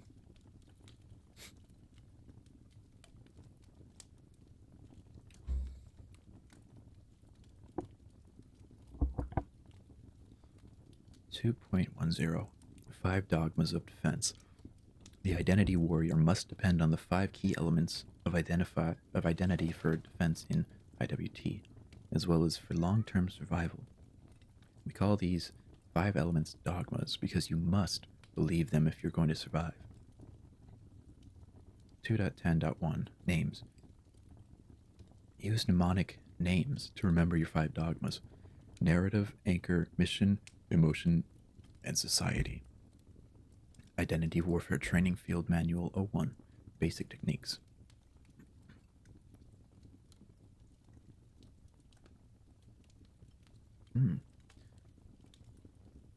Item number SCP-3125. Mobile Task Force Omega 0 Iteration. Object Class Keter. Special Containment Procedures. An ongoing incursion by 3125 is to be monitored and opposed by Mobile Task Force Omega 0 wherever possible. Foundation of anti-memetics researchers are to be protected while alive, and in the event of their deaths, their nascent info streams are to be defended against SCP-3125 predation in order to facilitate MTF recruitment. Survivors are to be infected with Type X targeted retrograde amnestic anti-meme, and all SCP-3125 information is to be erased. 3125 Containment Unit at Site 41, designed by Dr. Bart Hughes, is theorized to be inverted containment and represents a mimetically insulated space in which information construct entities cannot enter. This includes both 3125 and MTF operatives. I see. A senior anti-mimetics division staff member must visit 3125 every 6 weeks. During this visit, MTF Revenant team is to manifest in the 3125 containment antechamber and stand by to provide support and defense if needed to the staff member upon exit. Oh, okay. So, 3125 was that was the chamber that Wheeler went in and saw the notes and the video on the laptop. Description: SCP-3125 is an invasive mimetic ecology, or possibly a single large self-organized informational construct, originating in an informational system or alien noosphere with much higher complexity than that of humanity. As such, these incursions are naturally adept at identity warfare and are to be considered extremely dangerous. This system is able to detect and perceive unsecured info streams that include information about itself.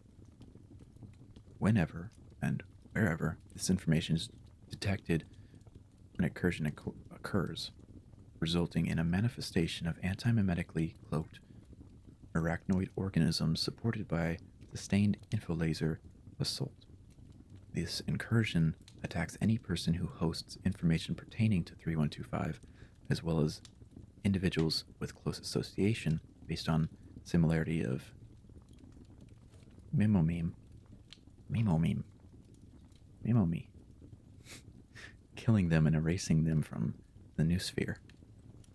The result of this is that of the over 400 groups once known to MTF that were engaged in anti-mimetic research, only 2 remain: the Foundation's anti-mimetics and counter-conceptual divisions.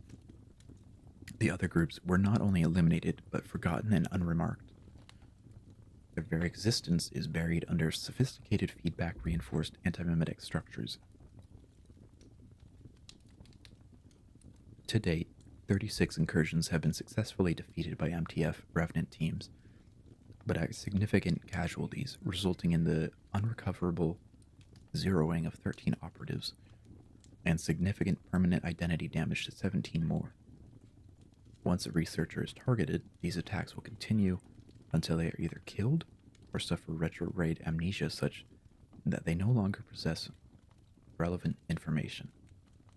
In the event that this is a precursor to an attack, humanity's defense are now largely eliminated. Conceptual division's superior anti-mimetic defenses appear to have cloaked it from 3125, but at the cost of their own ignorance. They appear to have deliberately rendered themselves incapable of conceptualizing 3125 as a countermeasure, making them unable to mount a response. Anti-Mimetics Division is theorized to be working on a containment strategy within the 3125 containment chamber, but as a result of the division is under constant and undetected assault. Over 3,500 division personnel have been killed since 2012, and only 27% have retained coherent enough info streams for successful recruitment to MTF. I see.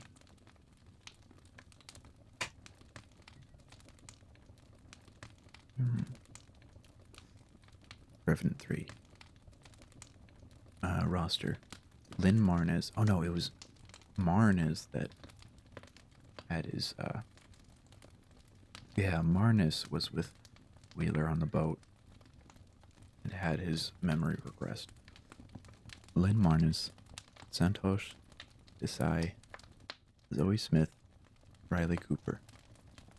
Today at 10:30, Director Wheeler is scheduled for her visit to the SCP-3125 chamber.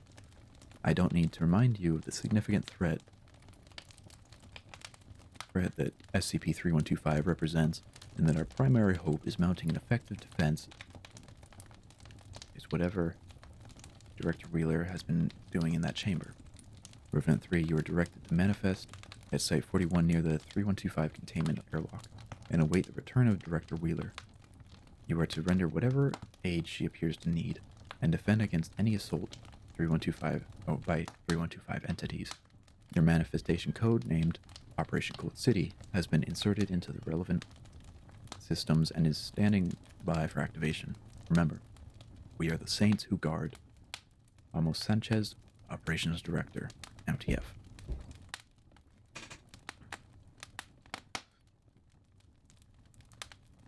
Begin manifestation log. Alright, ghosties. We are logged in. Let's get video up. Video feed shows the SCP-3125 containment antechamber. Researcher Paul Kim is sitting at a terminal. The airlock occupation indicator is lit. Linebacker, defense status. Oh, linebacker, defense status. Situation is nominal. There's still that pressure that's been at Site 41 for at least a year. But other than that, we are secure. Roger that. Stay alert, Saints.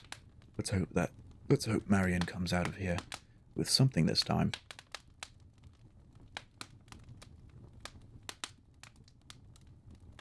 A narrative. We are only the stories we tell about ourselves. Anchor. Your anchors are those among the quick who remember you. Strong anchors knew you well, grieved for your loss, and have taken estics at some point in their careers. Smith. Hey Riley, do you know our boy Santosh has the strongest recorded anchor in the task force? Really? I didn't even know that was possible. That's a logarithmic scale, right? Who's your anchor, Santosh? My dad. I really don't like talking about it. No secrets between the dead, son. Yeah, okay. I've been dead for nearly a decade now. He keeps sending me emails, blames himself, and can't move on. Deliberately makes sure he is Nestic qualified so he never forgets a thing. It sucks for him, it's uncomfortable for me, and a significant asset for Omega Zulu. Jesus, that sucks. What's he looking at? We've got a hostile vector here, boss. You wanna Casper this? Sorry, Cooper. Keep an eye on Kim here. He's compromised. Yeah, this is definitely 3125 stuff. Like we fought in 76, injecting countermean. Come on, Paul, think. On the video feed, the airlock starts to cycle. Kim gets up, startled, and goes to the door. It cycles. Marion Wheeler is laying on the bottom of the chamber. Do you feel that? She's under an info laser assault. I'm blocking it, but I don't know for how long. Cooper, start composing a message for Wheeler. Try to warn her. On it.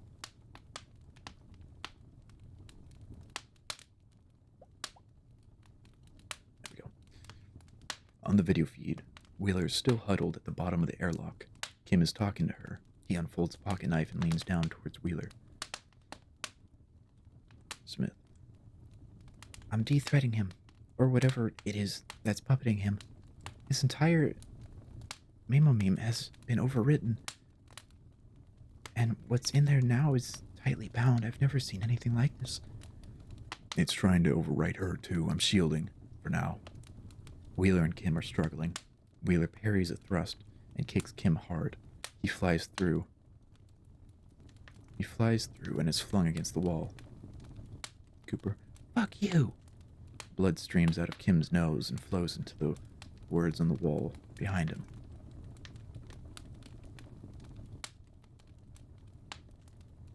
Wheeler, Site 41 under siege, compromised.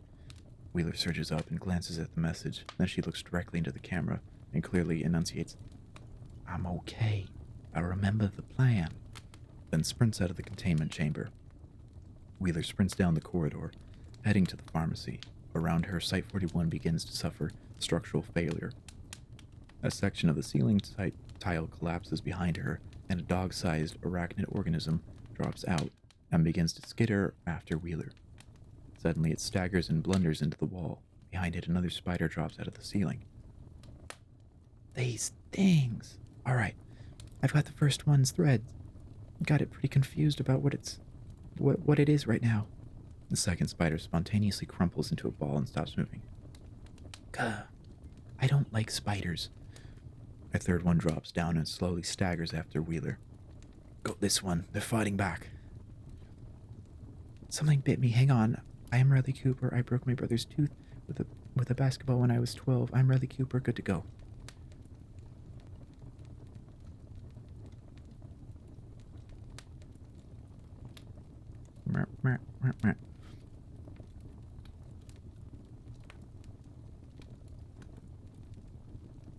Yeah, they're feeling for your threads. I'm on it.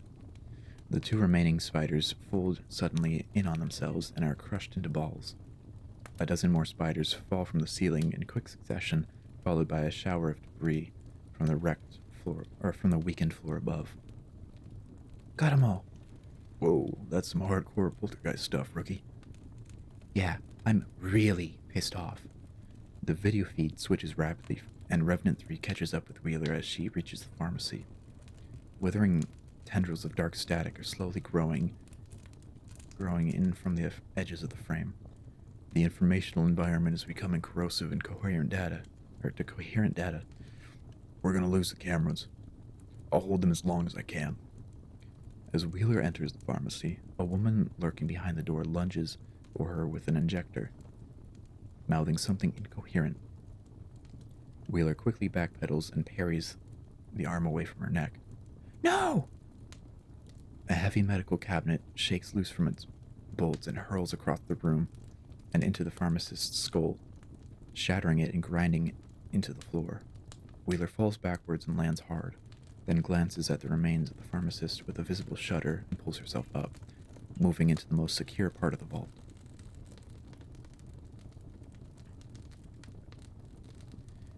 She's going to need 3-factor identification to get what she needs, if she's doing what I think she's doing.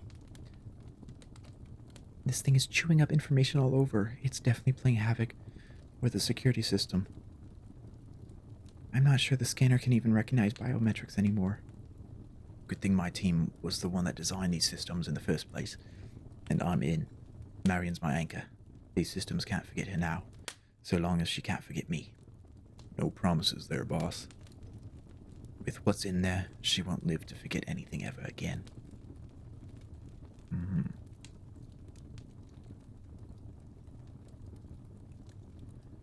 Wheeler moves past catatonic personnel laying in fetal curls among the dead and dying. On other feeds, living personnel are mouthing incomprehensible guttural chants as they carve strange glyphs into themselves and each other.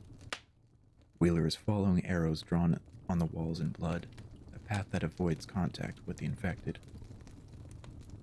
Yeah, music. Music and spooky. Spooky. And then a right towards Block C. Roger that. Shit, collapse. There goes Area 11. It's completely impassable. No way for her to get to the armory now. We can work with this Coop chair that will open to the north. She can cut through there to the elevators. Come to think of it, there's probably something in there she can use. As Wheeler approaches the intersection, the opposite wall peels open, revealing an unlit containment vault. Rows of standard containment lockers loom silently in the darkness. Zoe, she'll need light. Yes, she does. I'll need music.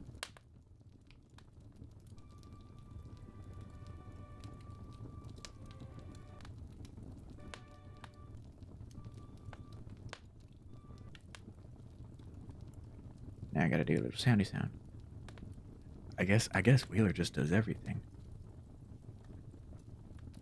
Although this is happening at the same time as the last chapter in There Is No Anti-Mimetics Division. So this is like, this was happening as she was exiting the chamber and Paul was no longer Paul, he was not Kim.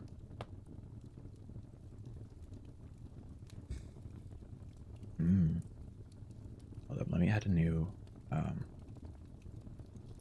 yeah, audio.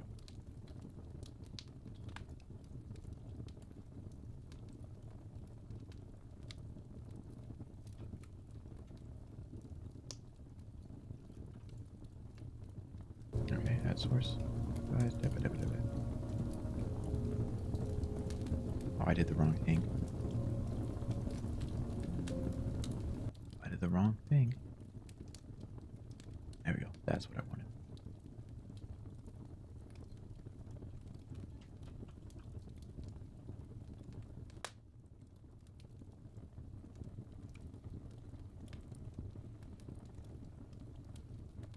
There it is.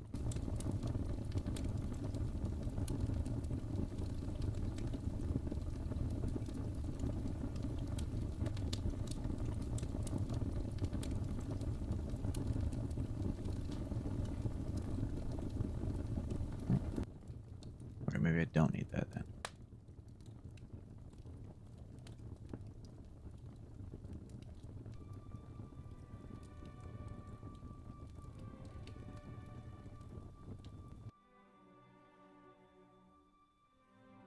Okay. Just place like that. Okay, that's nice to know.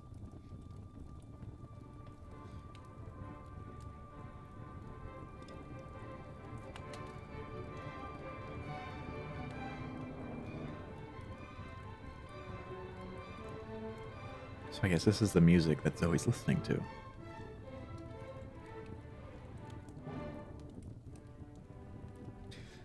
Motes of dust floating in the new entrance are visibly gathering together and coalescing. After a few seconds, a glowing ectoplasmic curve takes form, then another, and then dozens. They resolve into a recognizable pattern, a swarm of softly glowing spectral moths that swirl around Wheeler as she steps over the shredded steel wall into the vault. No surveillance in there. We're blind. That vault isn't on the plans either.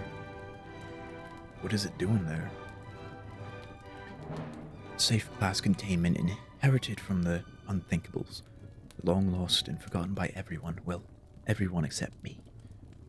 Cooper, can you reach in there? Probably a little, yeah.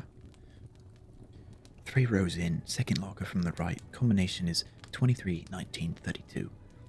Only 1 lock. Those were simpler times. Got it. What's in there? We confiscated it from High Energy when it turned out the alien disintegrator was actually just turning targets into anti-memetic worms that the rest of the Foundation couldn't see. Ooh. That scared me. Oh fuck, that scared the shit out of me. Another subscriber. Yippee. Then we made sure they forgot they ever had an SCP-7381. A section of wall in Area 9 suddenly flashes into a shower of tiny white worms, and Wheeler steps through the hole. Over a quarter of the image is now obscured by the roiling tentacles of static at any time.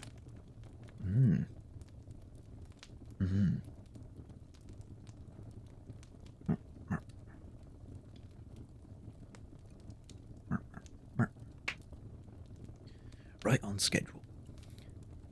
Looks like they're getting coherent. There's 4, no, 6 massing near the elevators, and they've stopped cutting on each other. They're just waiting. No getting around them. She's gonna have to go through. It's getting worse than before. It's like a hand has reached into them and is now wearing the thinnest notion of people as finger puppets. I'm trying to de-thread them. All of this connects, but none of it makes sense. There's no semantic content. It's like, it's all just structure. There's no pattern, no meaning. Fuck 'em all. Or fuck 'em. Still made of meat.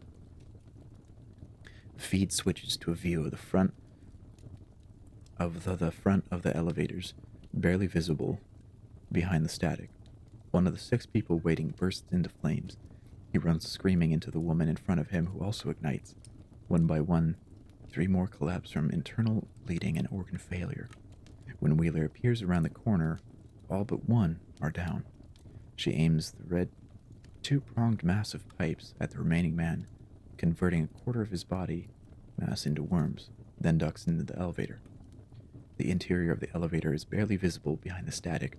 An old corpse slumps under the words, "Gray is here," scrawled on the wall. Wheeler is visible briefly, speaking apparently to herself. The elevator begins to descend. "Boss, it's getting a lot worse. I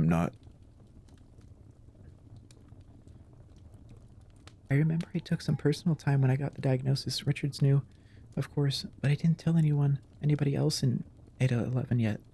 I couldn't even tell Helen. I think that I went to Portland and met with Charlie.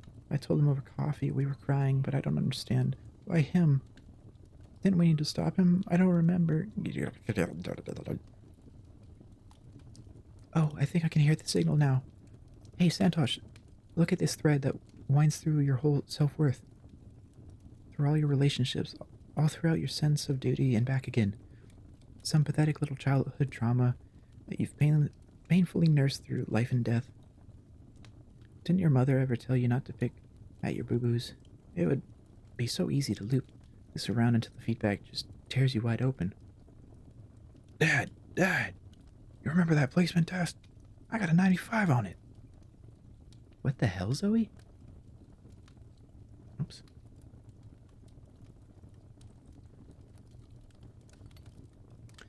"Damn it, Smith. You are an MTF Omega-0 operative. Even death could not release you from duty, and you are sure as hell not relieved now." "Zoe Smith died a long time ago. I'm just a biography who once played at being the woman it described. You were way too old to still be playing pretend, Lynn. Grow up." "Negative. Just try to get your people out of here. I'm going to activate the failsafe before he can finish killing us all." "Santosh is coming apart. This shade will fall to the same flaws that destroyed the man, and then we'll be left defenseless. Won't that be awesome?" "Specialist Smith, reset CIB to protected state 3, Hierophant 2 Moon, 1 Magician, 0 Reset 0. "Lynn, what part of higher complexity mimetic ecology don't you get? The first thing it did was lock all of your crude backdoors behind it." "I died letting you think I hated you. How could I do that?" "See his whole sad, meaningless life spilling out of this one tiny hole. Watch out. Don't get any protracted adolescence on you. Blech. Injecting passive sophisticate. Urgh. Nice try, Riley, but you should leave editing to the pros. Have a flashback while I deal with the real threats." "It's smiling at me. Why is it smiling at me?" I died. I died for a reason. For duty. I have a duty. I am Santosh Desai, Keter Containment Special. No. Identity Defense Specialist Mobile Task Force Omega-0, and I will not falter, not even in death. Threads go both ways, Smith." "What? You can't. I think when I was sick, I tried to make up songs to the beat of the hospital machines. Why can't I remember the words?" "Welcome back, Desai. Good job. How are you holding up?" "More or less together now, sir. I'm not coming apart anymore, anyway. I don't know if I can survive another de-threading like that. What can we do for Smith?"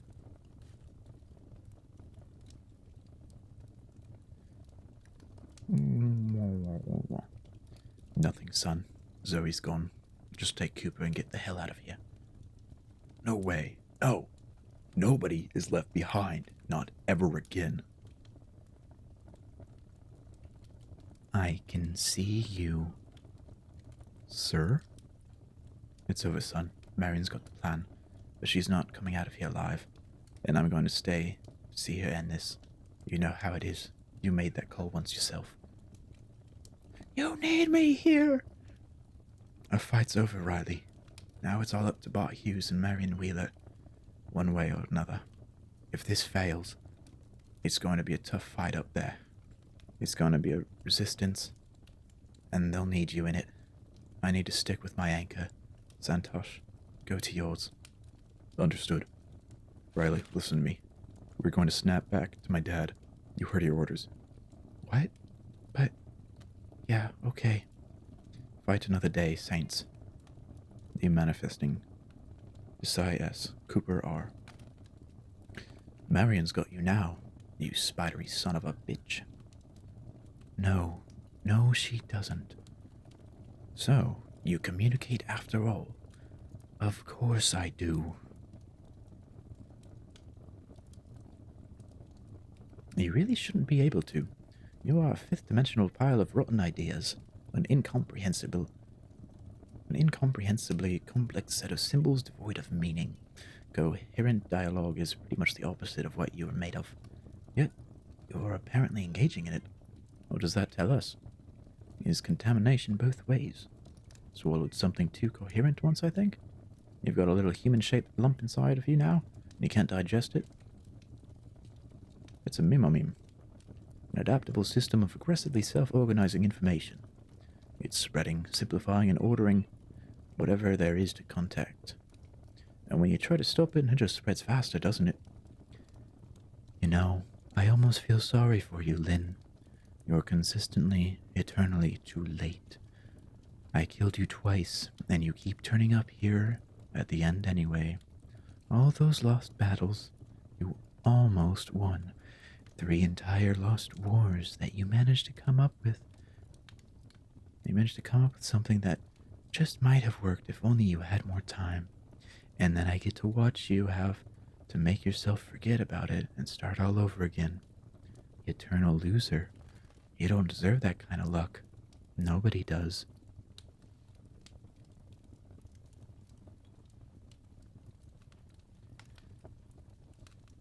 Someone has to try. We only needed to get it right once. I killed your whole team. I did it twice. I ate your life, left you to rot. And then eventually I killed you anyways. I'll hunt your new team down and I'm going to eat them. Bring them up here with me, make them a part of the whole. After you watch, I'll just erase you. There's nothing in you that I need. You're out of last chances, old man. The war is over. Finally. All that's left is Marion, a division of 1, dying from nestic overdose 200 meters underground, cared for by no one, known to exist to no one.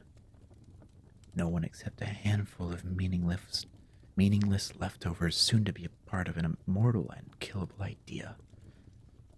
The elevator stops, and the feed switches to an airlock. The camera is better shielded, and picture clears.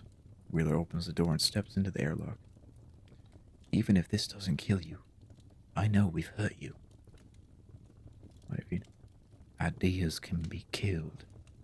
How? With better ideas. Infection goes both ways. You've caught a case of us. The airlock's complex outer door folds closed. Signal lost.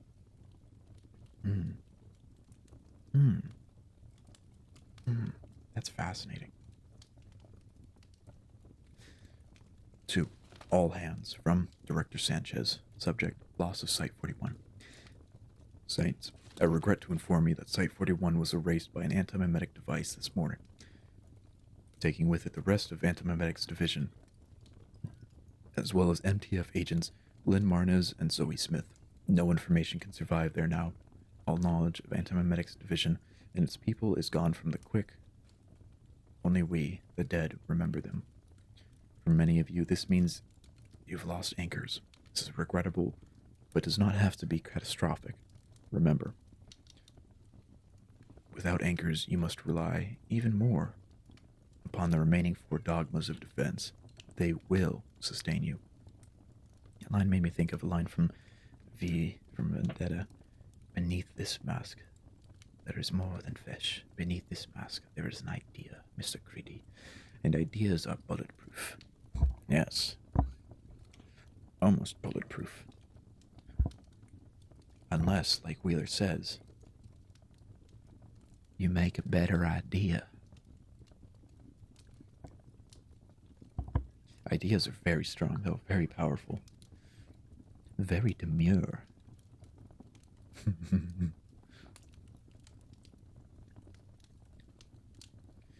Furthermore, we are now very clearly at war, and it is just as clear that we are certainly losing it. SCP-3125 is never contained, or was never contained at Site-41, but rather the containment chamber may have been the only place it isn't. Designed to develop a plan to combat the invasion without detection, we have no idea if there ever was such a plan, and currently have no way to retrieve it, if there was. Sometimes very mindful. Oh, V for Vendetta. Yeah.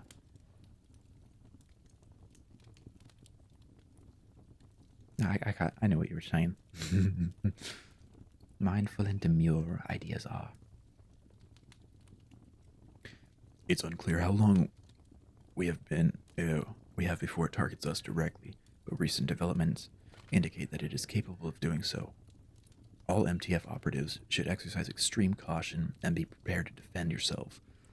It is now clear that Dr. Bart Hughes was aware of the threat before he disappeared, long before the rest of us knew. If he had anticipated this, it's possible Dr. Hughes had a plan to win this war. Hughes' whereabouts are unknown among the Quick, nor is he among us. It is imperative that we find him, wherever he is, alive or dead. Remember, we are the Saints who guard. Amos Sanchez, Operations Director, MTF. So now we know what was kind of protecting Wheeler and guiding her. Now we have more insight and understanding of the depth that 3125 attacks at. If you can read this, you're already dead.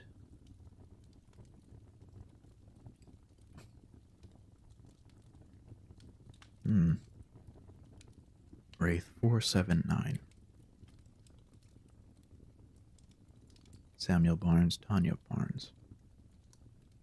Sai Santosh, Cooper Riley. Vasilev Pyotr, Andrew McLaughlin.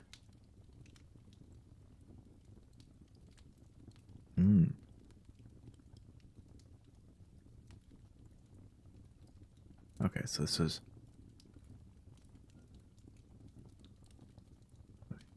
the briefing is basically what we just read. Oh, this is what we read, and this is now the hunt for Hughes. Composite intelligence from what sources we do have suggests the following. Hughes may be dead, or he may be in hiding. If he is dead, he is not among us. Oh, among us. Oh.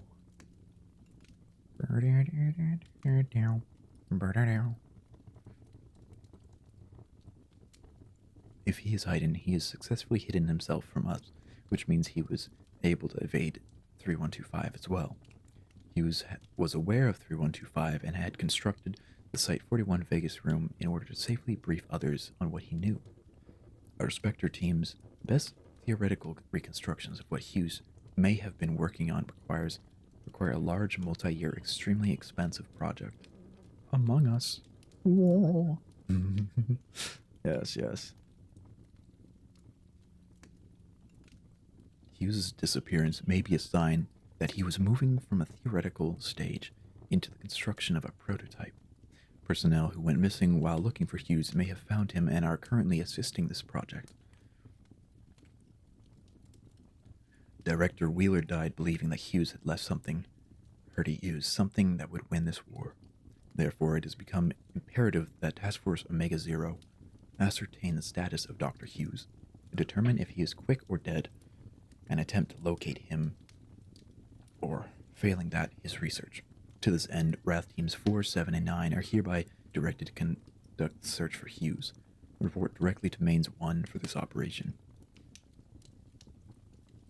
You have broad discretion to carry out this directive as you see fit, and are expected to thoroughly investigate any avenues you deem appropriate to the fullest extent possible. In the event communication with command is lost due to enemy action, you are to continue the search. If you do succeed in your mission, you are to render Hughes any and all support within your capacity while awaiting further instruction. Team leaders are to coordinate and designate initial target sites. Your manifestation, codename Operation Fisher King, is prepped and awaiting insertion on your orders. Remember, we are the Saints who guard. Amos Sanchez, Operations Director, MTF.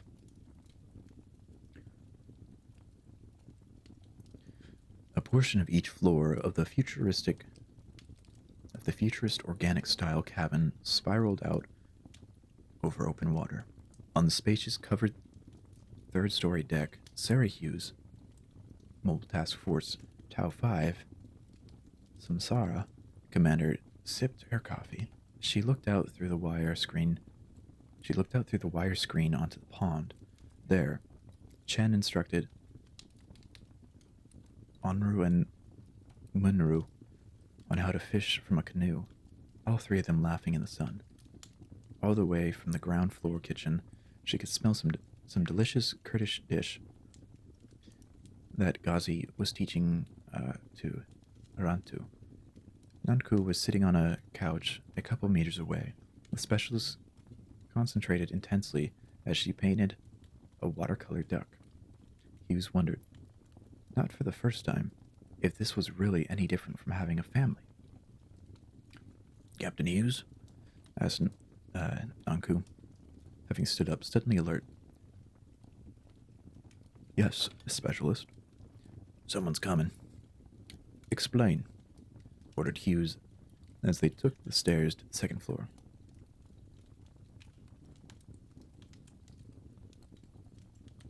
I believe it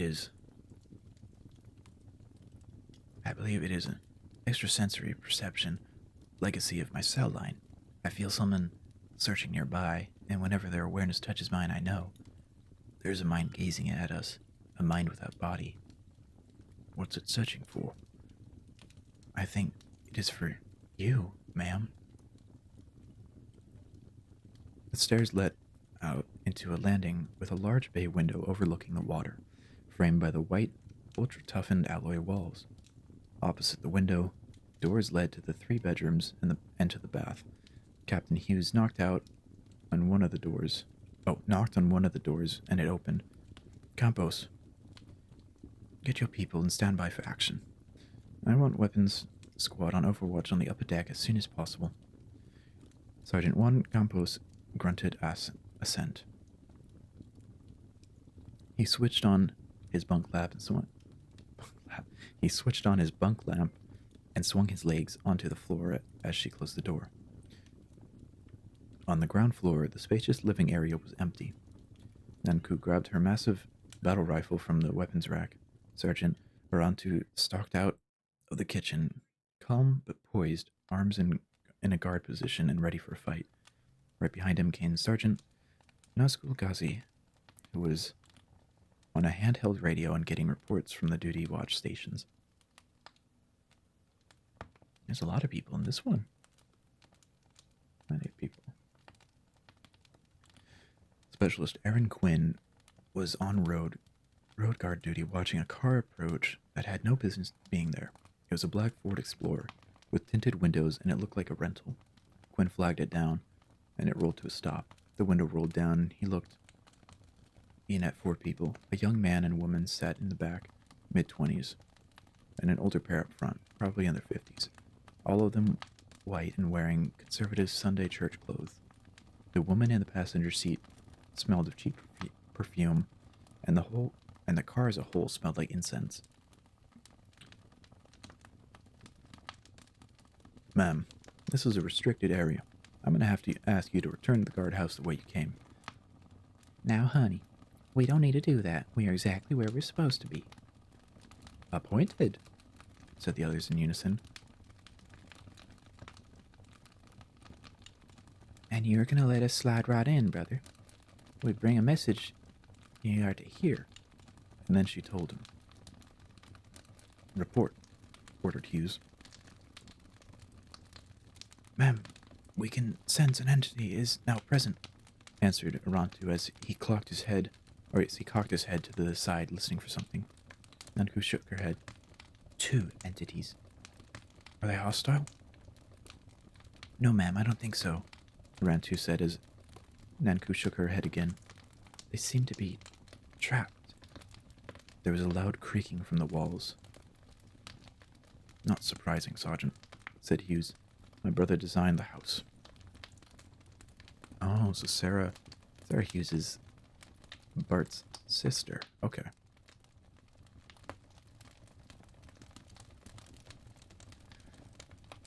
Manifestation log, Operation Fisher King, Wrath Team 7. No use. I can't shift or break any of it. This place is locked down tight. Then I still can't connect to my anchor. Don't look at me. My best CS is 4.52. Yeah, let's take a break and then maybe we can work together and crack a window or something. I'm fairly sure that I could throw a car. And we are struggling to maybe crack a window? This is one hell of a cage. Well, Hughes was the guy for containment architecture and informational anomalies. Yeah, that's a sobering thought. We are just a couple of informational anomalies now. Santosh, do you ever wonder if you really are Santosh Desai? Or are you just a construct generated from your dad's memory that filled the void in the noosphere? In the noosphere left when whatever, nuked yourself? Yes, the copy question. You know, sooner or later every saint asks this. And? Well, I definitely remember stuff that only I knew. You think you do anyways.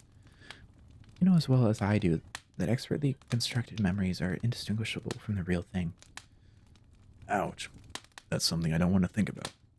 Manifesting Arantu. Whoa. Who goes there? I feel like I should ask you the same thing. I'm Saint Santosh Desai, who will tank Force Omega Zero. And this is Saint Riley Cooper.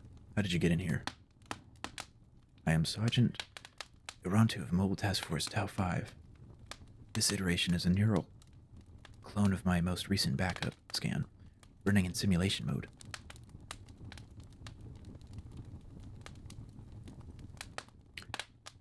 Normally you need to be, well, dead to even see this manifestation. I have been dead 47 times. Perhaps that is enough? Yeah, I guess you have that. You have that. We're here on a mission. Can I assist you? What do you think, Riley? It's my expert opinion that we're stuck. We might as well tell him why we're here and see if he can help. Agreed. He is level 3, and we aren't getting anywhere otherwise.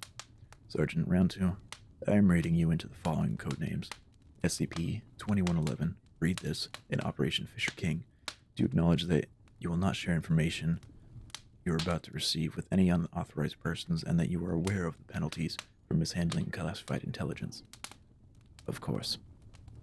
Alright. The short version is Cooper and I are ghosts. We died in the line of duty, but never stopped working for the Foundation. Our mission is to find Dr. Bart Hughes. Hughes went missing years ago, and all the information about that was so heavily expunged that even we don't have access to it. If Hughes had died, we would expect him to be entangled with your CO, his sister, in a way that we could track. If alive, we were hoping she knows something, and we have ways of finding that out too. Except we got trapped in this house, which is like a Faraday cage for free memes like us. Can you help us? Yes, I can, once I reintegrate with my current self-stream. Thank you, Sergeant. Cooper, there is no difference? Huh? You wonder if you are a copy or Riley Cooper. There is no difference. I am a copy, I am Arantu. Identity and authenticity are not equivalents. Huh. I think that helps. Thanks. Demanifesting Arantu.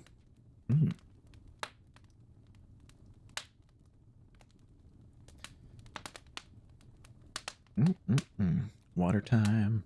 Don't forget to get some water. Get some water. Drink some water.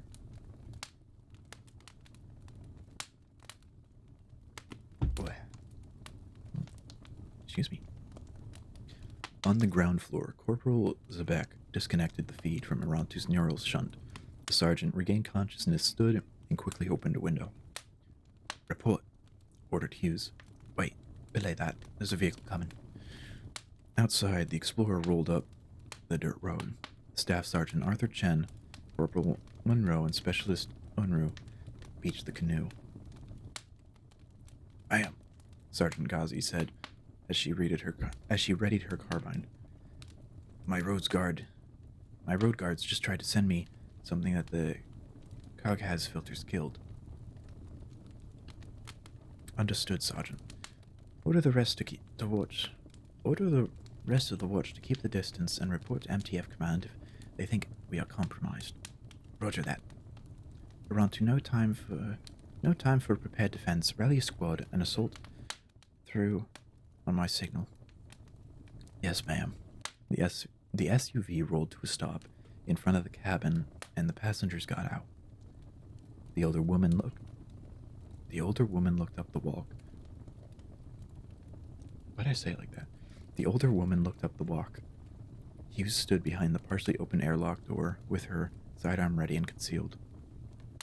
"Good morning, honey," the woman said. She smiled broadly and squinted into the light. "Have you heard?" Hughes shot her. Samsara Squad's assault was swift and violent. The two other passengers were down almost as quickly as the woman was. The driver managed to grab the machine pistol from under his seat, but didn't make it any further. Under cover from the cabin, the four Samsara troopers duck walked through the killing ground. Nanku and Munra sliced the five from opposite ends of the vehicle and around the far side. "Clear! Clear!" "Wait," said Onru. "There's still something in here."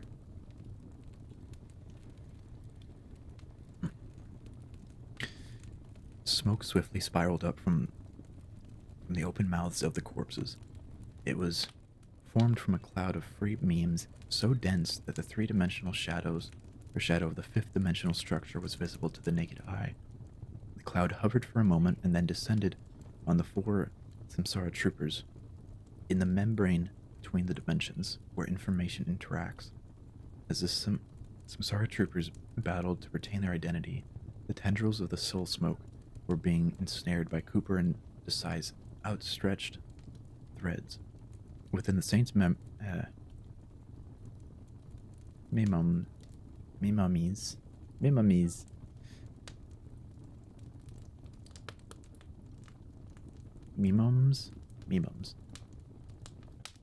Within the Saints' Mimums was information about their enemy, and they launched their attack across the bridges formed where memes found their counterparts. Driven by their undying purpose and armed with the Foundation's extensive documentation of this particular threat, the two saints began to methodically erase the alien information from existence. Mimum. Yes, I know it's supposed to be. I'm assuming this word is supposed to be like genomes, but genomes. That's an N. Mimums.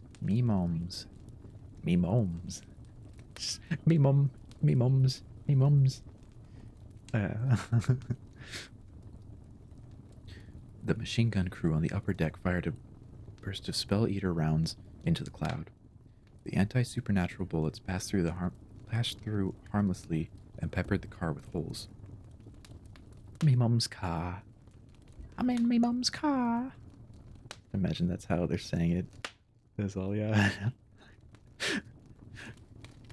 I mean, that's how I say it. That's how I'm gonna keep saying it. My mum's. What am I saying? Peppered the car with holes. Then the cloud shot tendrils out, racing with sudden speed towards the house. "Sea urchin." These stopped flat, as though they hit an invisible wall inches from their targets. The smoke hung there for a beat, and then began to ooze through the invisible barrier as though by osmosis.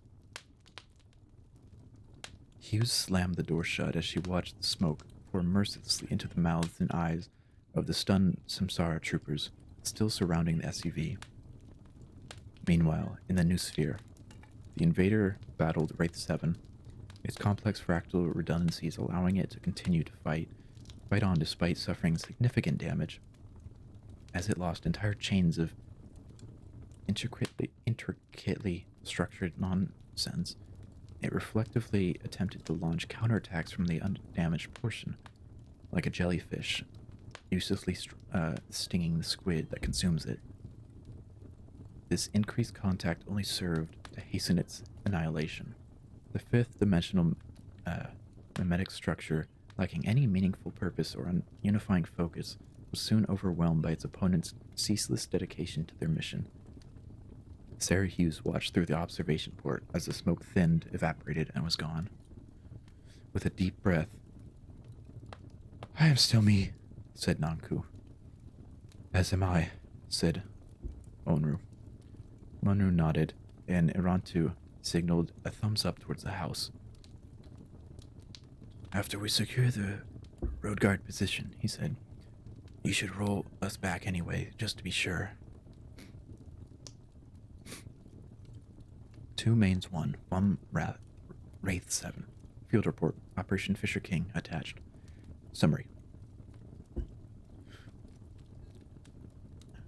Contact with Captain Sarah Hughes was successful. She believes Bart Hughes is definitely alive, and she is confirmed to not be an anchor. She does not know his current whereabouts.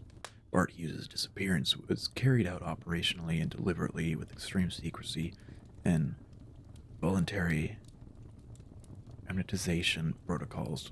Captain Hughes retains very little useful intelligence on the subject. However, the location of the last place she saw her brother is in a mimetic void, strongly indicative that the entire location was subsequently erased.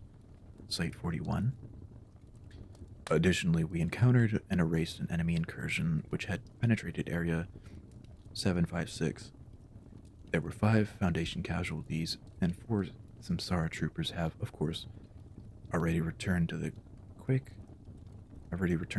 but we should dispatch a Reaper team for Specialist Aaron Quinn, who has died in the line of duty. It seems the enemy is also now looking for Hughes. We probably should get there first. Remember, we are the Saints who guard. Santosh Desai, Team Leader, Wrath Team 7.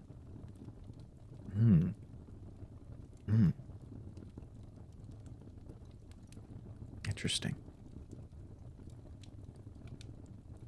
And that isn't the conclusion, but that is the end of What the Dead Know by Sir Pudding. And then it continues in 55555.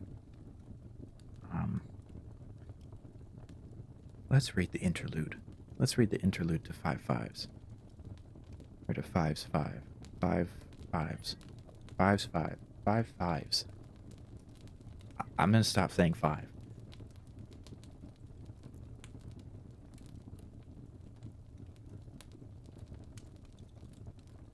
Hold on. 125 for sale. Immemorial. Okay. Interlude. Read this before 5 5's. Okay. Item number SCP-2256. Object Class Euclid. Special Containment Procedures. Information about SCP-2256 is subject to a gradual antimimetic corrosion effect. Corrosion occurs at differing rates depending on the level of detail accuracy in the information and the physical complexity of the storage medium.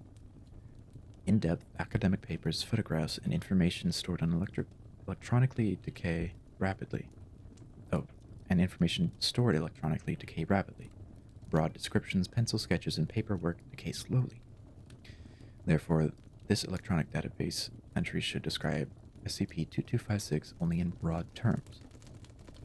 Detailed information about 2256's appearance, theorized evolutionary ancestry, biology, diet, behavior, localizations, life cycle, intelligence, ecological role, and cultural significance should be stored in hard copy at Site 19, Vault 1-053.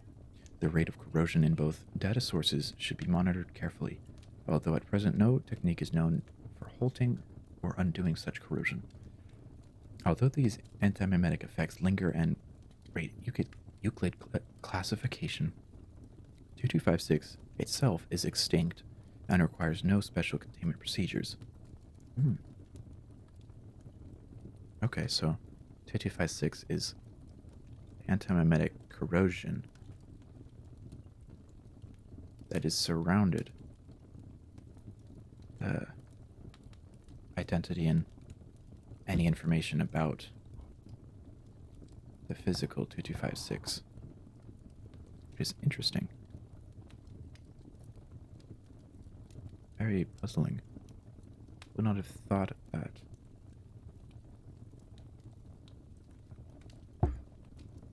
Okay. Description.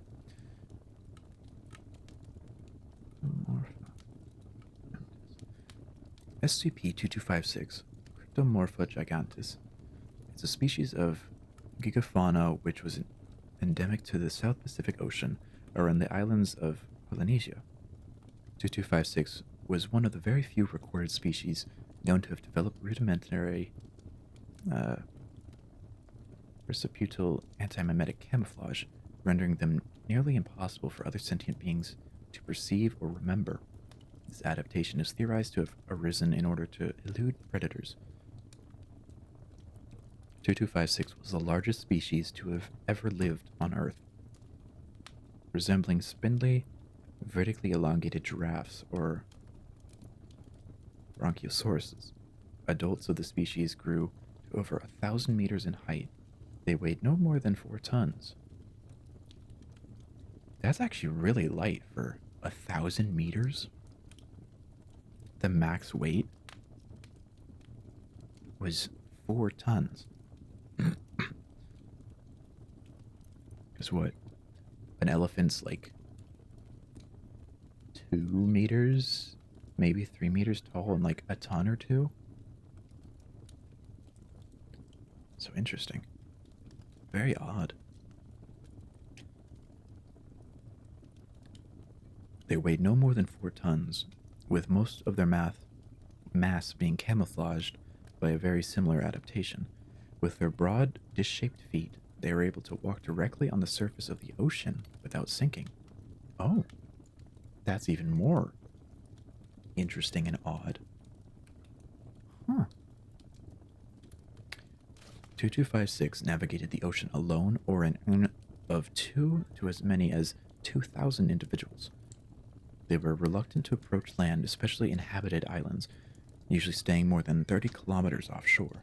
Because of their height, they were visible on the horizon at this distance. That's too far. Excuse me. Acquisition. Polynesian natives of the island of Makiti use a substance called fucoca for recreational and religious purposes. As well as being a moderate psychedelic, this drug had amnestic properties, suppressing antimimetic effects and making entities camouflaged in this way easier to see and remember. Thus, the Maikitians were for hundreds of years the only people able to see SCP-2256.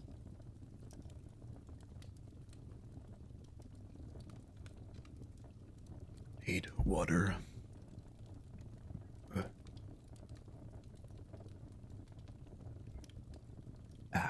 Better. In Akishan mythology, SCP-2256 were wandering spirits whom the gods had charged with maintaining the horizon to ensure that the sky and the water never mixed. They were characterized as well-meaning and friendly, but unintelligent and often deficient in their duties, resulting in storms and typhoons. They were called Gakyo, the ones who walk very slowly. Fascinating.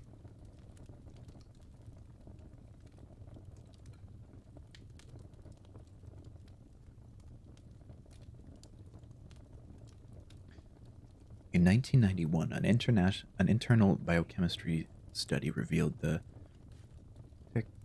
Tecoca bore a strong chemical resemblance to the Foundation's own Class W nesting. A Foundation anthropologist was assigned to follow the Mycetian legend and became the first outsider to observe 2256. It was SCP just blocked off of it? These must just be like unintelligible parts of the document. An observation was quickly on the island to study the creatures. Routine containment analysis found that SCP-2256 was safe and required no special containment procedures, or even particular secrecy. History. Down. SCP immediately proved to be impossible to capture photographically.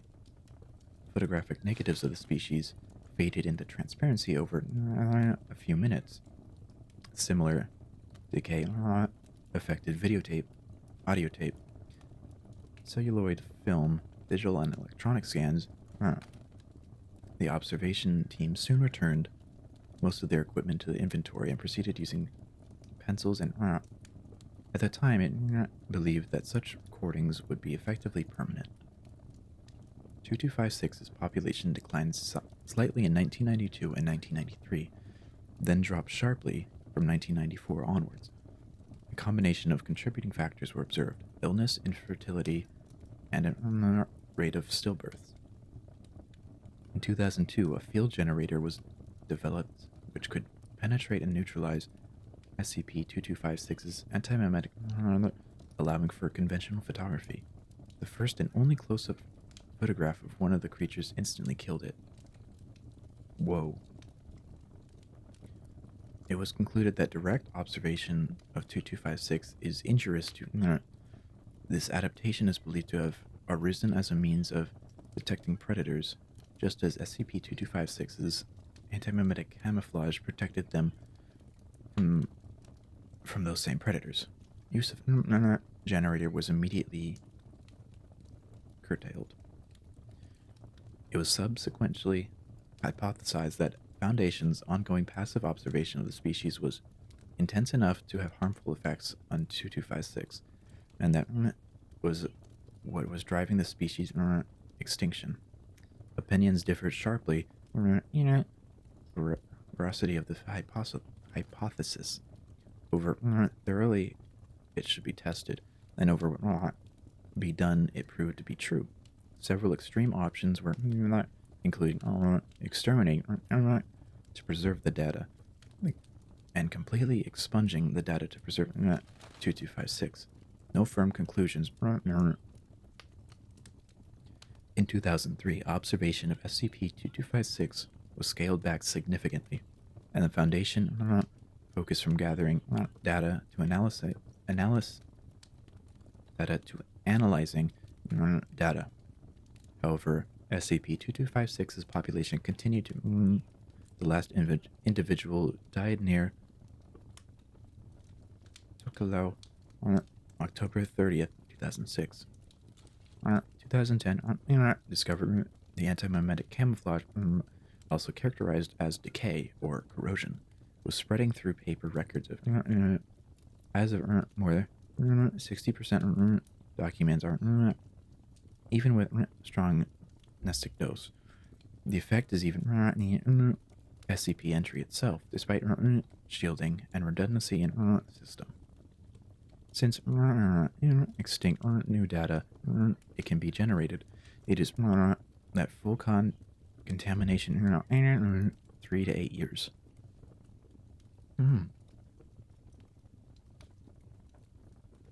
Okay. Okay. I think I understand it better. So the corrosion effect is the like safeguard camouflage that this species had, and because it's still safeguard camouflage, it's supposed to protect against anything that's witnessing it, like any memory of it. Okay. And this 2256 the species being extinct, their antimimetic camouflage is still active because there's data about them. Hmm. Okay. Okay.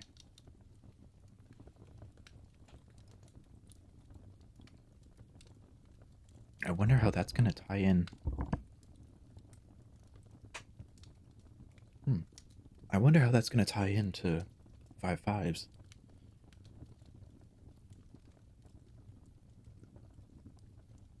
Hmm. I don't think I'll start 5.5s yet.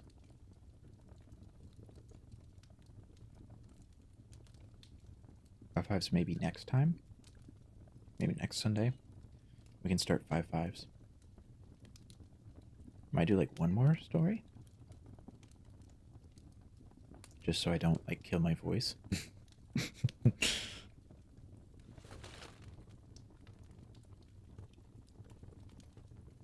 Hell was that?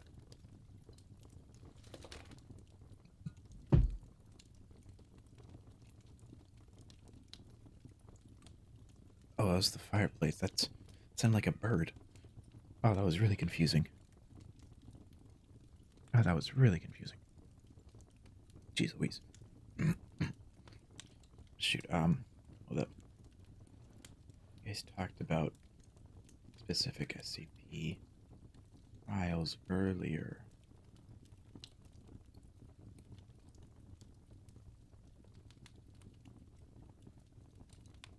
Any MTF units you like? I like, Marnez. I like him, he's cool.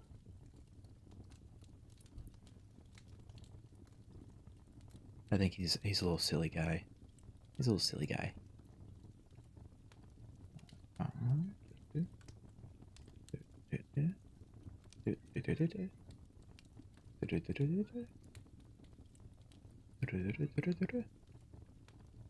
Oh, those are ones, and then there was also. Oh, the one about Peanut, 1707, and 173. 1707, 173. Those are ones, okay. MTF Epsilon 6. Oh, I see.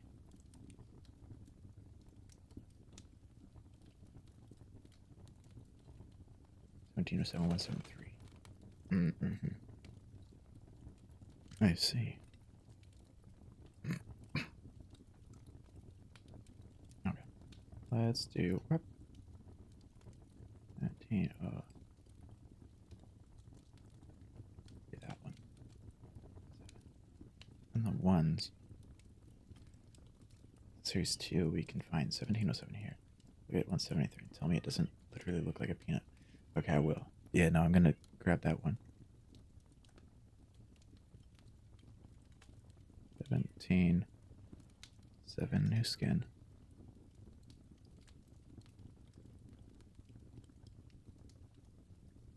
One 173. That one there. 173. 17.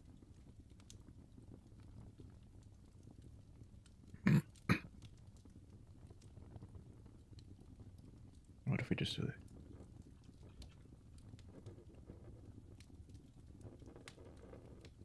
Oh, I know this one. I know this one. This is the one that follows you when you look away. Peanut. That is a nice name for it. Yeah, no, it looks like a cursed version of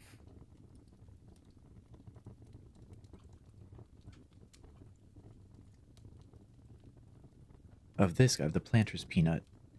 It just looks like a cursed Planter's Peanut mascot.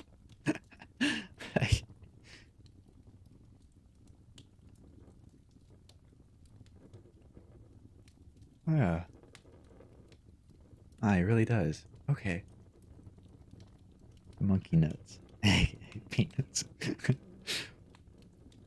Yeah, I know about this one specifically because I've played at least 2 games, 2 SCP games where it's in it. SCP 5K, it's a little bit different. It's a It's like it does the same thing, but the sculpture is different. Yeah, I've played Containment Breach, yeah. Or like Containment Breach multiplayer. P 5K. That you and T and T T T T. Where's Y? There it is. Yeah, this one's an SCP 5K. That's the one. So like, oh, this is 173B. Okay, okay. The hell is that? Oh, that's the chicken. That's the chickens. And there's the doggies. Yeah, no, that makes sense. I didn't know it was copyrighted. I guess that makes sense.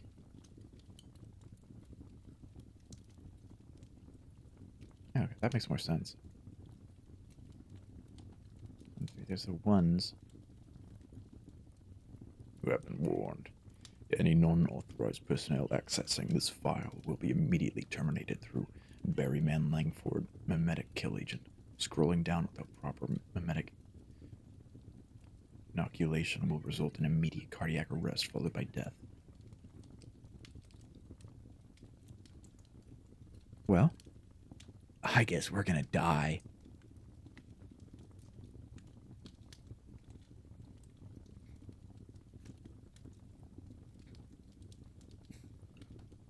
Wait. So are these all... These are what are considered to all be like 001s? That's a lot. Oh, the foundation. That's a lot. I like that that one's changing. Keter, Kita, Kita, Kita duty. Okay, we'll look at that in a second. Let's read. Here's this one. That one's not big either. Okay, yeah, we can do 173 and 1707. Item number SCP-173, Object Class Euclid. Special Containment Procedures. Item SCP-173 is to be kept in a locked container at all times. When personnel must enter 137's container, no fewer than 3 enter at any time, and the door is to be relocked behind them. At all times, 2 persons must maintain direct eye contact with 173 until all personnel have vacated and relocked the container.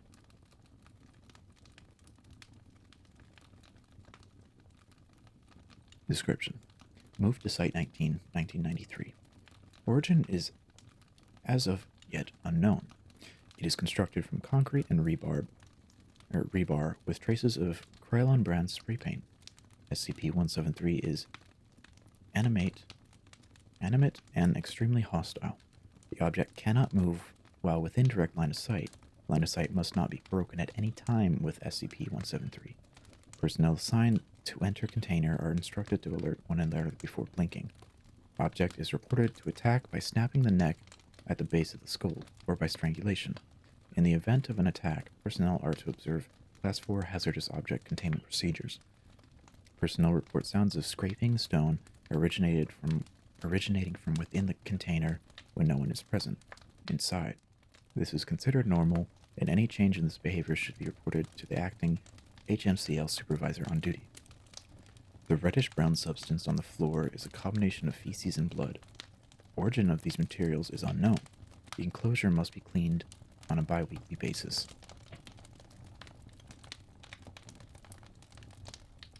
Okay, now that I know its name is Peanut, I'll remember it. Hopefully. Hopefully I remember it. Hopefully we'll all remember everything. But we may have to take some Nestic drugs. We'll see. Mm. Mm. Mm. Mm.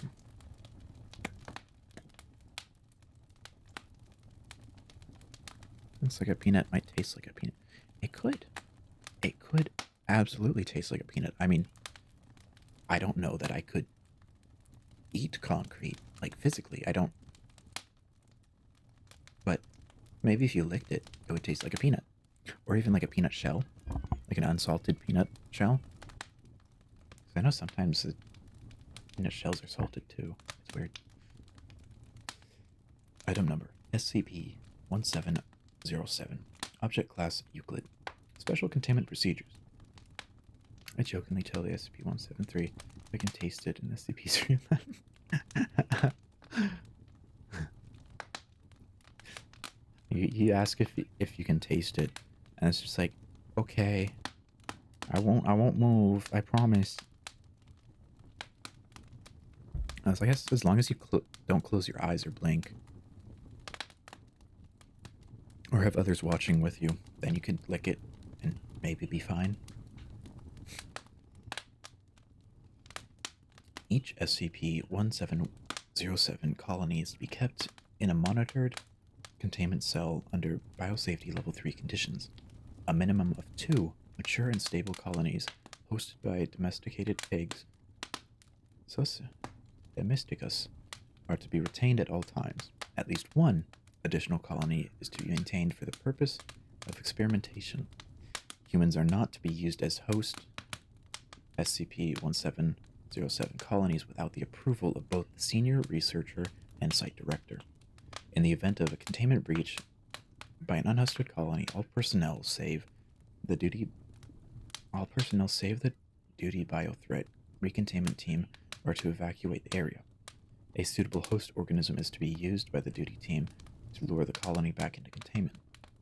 If a hosted colony breaches containment, standard protocols for the host species shall be in effect. Under no circumstances are any SCP-1707 colonies to be terminated without explicit written approval from the senior researcher. That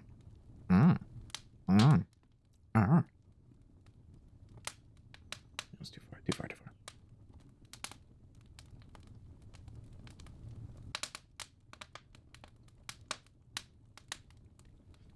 Description. 1707 is a type of collective organism composed of a mass of creatures, individually designated 1707A, that resemble various different annelids and elements. In particular, all 1707A specimens are between 5 and 30 millimeters in length and possess distinctive mouthparts. See attached image. Where's the attached image?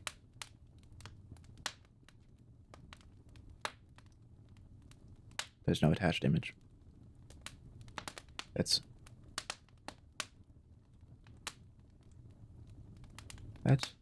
disappointing. I was hoping for an attached image. An attached image would have been nice. In isolation, 1707 forms a flattened mass up to approximately 4 to 5 centimeters thick. A colony in this state will conserve movement until it detects a suitable host, at which time it will begin to move at up to 0.5 meters a second towards its target. 1707 colonies consistently prefer sapient targets. Studies to understand these mechanisms are ongoing. The first few 1707A to contact the host's epidermis will administer a fast-acting paralytic agent via their mouthparts. Each 07A creature will then seek out epidermal tissue to burrow through and consume before anchoring themselves in the host's dermal layer. The rest of the colony will follow suit, consuming approximately 20 centimeters of skin per second until the target's entire epidermal layer has been replaced by a dense covering of 1707. This process may only be interrupted by destruction of unattached portions of the colony. When established on a host, 1707 demonstrates no anomalous secondary effects. For the host, secondary physical effects of increased nutrition requirement and a higher chance of transdermal infection manifest as expected. These factors tend to lead to the host's lifespan being comparatively short. Under controlled conditions, however, host 1707 colonies can be kept alive and healthy for an extended period. Upon the death of a host, 1707 enters its reproductive phase, rapidly consuming soft tissue of the corpse. During this stage, individual 1707A specimens will reproduce in a manner similar to that of known species they resemble, albeit at a greatly accelerated rate. The whole process leads to the colony roughly tripling in size. As such, a new iteration is capable of attaching itself to a larger host organism. At the time of writing, several infestations are maintained. 1707-0 and 1707-1, 2 domestic pigs. 072, 1 white-tailed deer. 073, 1 Cape buffalo. 074, 1 Norwegian rat. 1775, 1 human, formerly agent infested by 1707 during initial discovery and containment. 17076, XXIV, 1 human D-class infested subsequent to containment. There is no known way to cure or mitigate an SCP-1707 infestation. Any attempts at forced removal result in the death of the host within 5 hours, regardless of medical treatment. The reasons for this are a subject of ongoing study. Note: due to the psychological effect of 1707 infestation on the human host, any such hosts are to be continuously monitored to reduce the chance of unauthorized termination. Ethics Committee, level 3 and above only.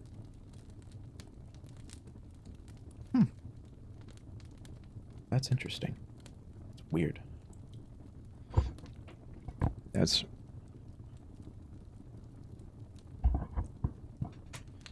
kind of gross. Icky. Not a good one. We stay away from that one. Memento Mori.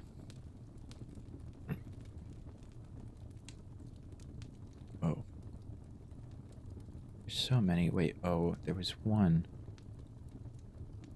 Ah, here it was. This one was the one Lucky was talking about. Liz, the GM's proposal. Item number, possibly SCP-001. Object class, safe. Special containment procedures. Due to its relatively benign nature, SCP-001 has been classified as safe, and no attempts to locate or directly contain it are to be made at this time. Containment efforts are to focus on the products that it generates, which are to be assigned individual designations and special containment procedures. 001 is a male human known as Dr. Wondertainment. It is a Class 1 reality bender capable of imbuing otherwise mundane creations with anomalous properties, focusing its abilities on the creation of toys, board games, candy, and various other products marketed at children. It distributes these items via anomalous means from an unknown location. Product examples include paper that takes on the properties of whatever shape it's folded into, a playset capable of creating animated shadows, and lollipops that allow people to switch voices. Interesting. Addendum 001-1 History. Due to the elusive nature of the entity, very little is currently known about SCP-001's past. That said, it is known that he was born and raised in a small village, the son of a seamstress and a chartered accountant, seemingly set to lead a life of quiet desperation in a gray and boring world. He found joy solely in the stories that his father would tell him before bed each night, stories of a marvelous toy maker who made wonders that the world had never seen before nor since. A toy maker who, according to SCP-001's father, was a distant relative of theirs, and whose blood ran through young SCP-001's veins. As he grew up, 01 sought the truth of these stories. Intent on reclaiming his birthright, he followed any lead he could find, seeking out even the vaguest rumors of dolls that came to life, jumping jacks that really jumped, cuckoo clocks that sang and danced, even without a single cog or spring within. For the longest time, it seemed as if his journey was in vain, and that the old toy maker's secrets were buried for good. But to his surprise and delight, he at long last found a place that made dolls that ran and jacks that jumped, and so many other magical things. He had found the factory. The factory was a trap. It stole 001 and put the young man to work within its gray walls of concrete and steel. It forced him to take part in its mockery of creativity until he almost broke. But instead he escaped. Escaped with stolen documents that led him to a cottage deep in the woods, the source of the magic that the factory had taken and twisted it to its own ends. He entered the cottage, and there he found the workshop of his ancient ancestor. With a small, satisfied smile, he read through the journals and notes and designs. With a soft twinkle in his eye, he took up the tools of his new trade, and finally, with a deep sigh of pure contentment, he... No. No, no, no, no. I mean, yes, it's a nice story, and all's well and good, all very heartfelt and very intimate. But this is supposed to be an SCP-001 entry, is it not? We need something better than just a nice story, don't you think? Good. I'm glad you agree. Let's try again, and this time let's go for something a little bit bigger. Oh, I see. I'm guessing this one would be the next one. No, okay.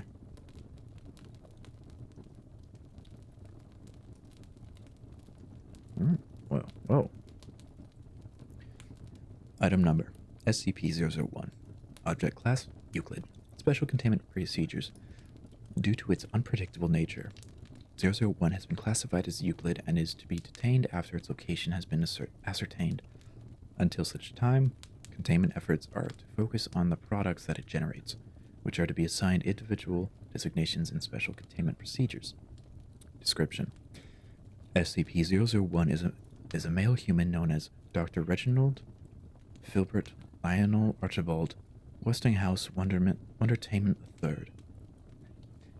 It is a Class 2 reality bender capable of crafting a variety of anomalous items, focusing its abilities on the creation of toys, board games, candies, soft drinks, video games, and various other products typically marketed at children and teenagers. It distributes these items via magically anomalous means from an unknown and very mysterious location.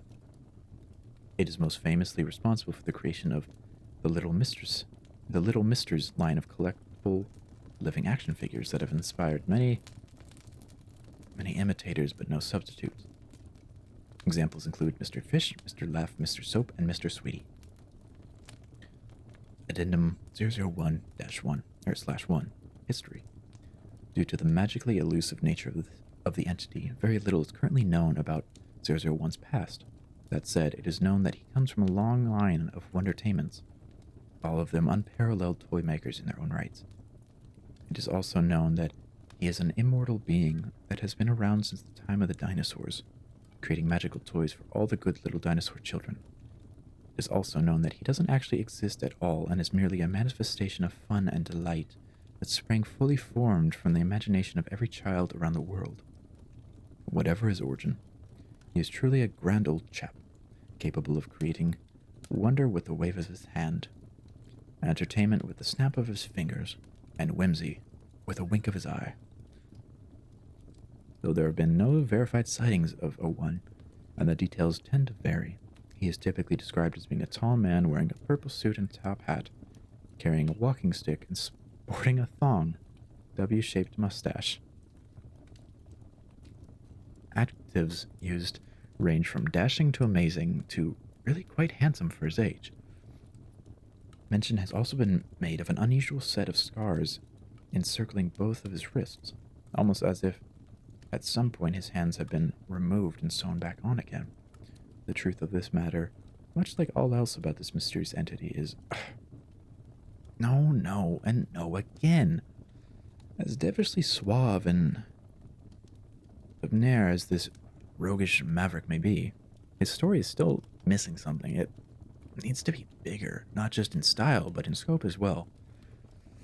Perhaps Introduction of a supporting cast is in order?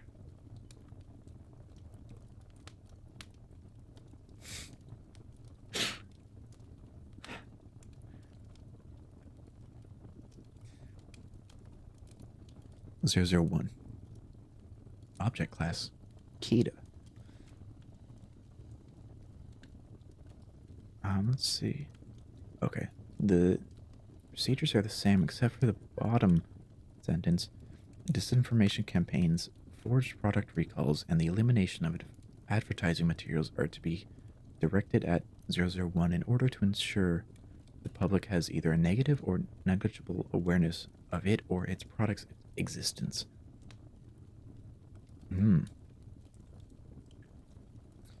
SCP-001 is a corporate entity operating under the trademark logo Dr. Wondertainment. The collective abilities of its constituent employees are equivalent to that of Class 3 reality bender, capable of creating a variety of anomalous and very affordable items, focusing their abilities on the creation of toys, board games, candies, soft drinks, video games, collectibles, trading cards, puzzles, musical instruments, and various other products typically marketed at children, teenagers, and young adults. They distribute these items via anomalously extreme means from a mysterious location known only as Wonderworld. Factory tours run Tuesday through Friday, every hour starting at 11. Some of the more prominent products to have come from the geniuses in their R&D department include Dr. Wondertainment's Dragon Snails, Dr. Wondertainment's Super Science Lil Chemistry Kit, Dr. Wondertainment's SCP Foundation Containment Site Playset, and the vaunted Vendfriend system. Buy them all today. Addendum 001/1. History. Due to the economically elusive nature of the business, very little is currently known about O1's location, leadership, or corporate policies.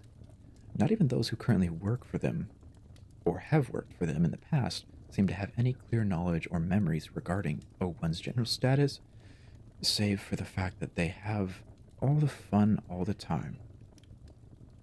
The main headquarters are variously described as basic administrative offices, an enormous toy manufacturing plant, a theme park where the rides never stop, and the best darn place you could ever hope to work, or some combination thereof. So don't delay. Put in your application today. We're hiring for all positions, particularly for the most important job in the entire company. Dr. Wondertainment's Regal Legal Department. Just log on to our website at... Right, so I think we may be getting a little off track here. Crass commercialism is certainly an easy way to get a quick buck, yes, but turning your SCP-001 collection into a giant advertisement wasn't my intention when I hacked in with my Dr. Wondertainment's digitally delightful hacking suit. Sorry, won't happen again. No. You see, what I'm trying to do here is create art. And not that ridiculous. Is anyone else feeling a bit chilly yet? Kind of art. I'm talking about providing you with an SCP-001 entry for the ages. Something with a little more pop. A little more zing. Something that will appeal to the 17 to 38 demographic. Oh, I know. How about we change things up a bit? It just keeps going. It just keeps going. Why does it just keep going?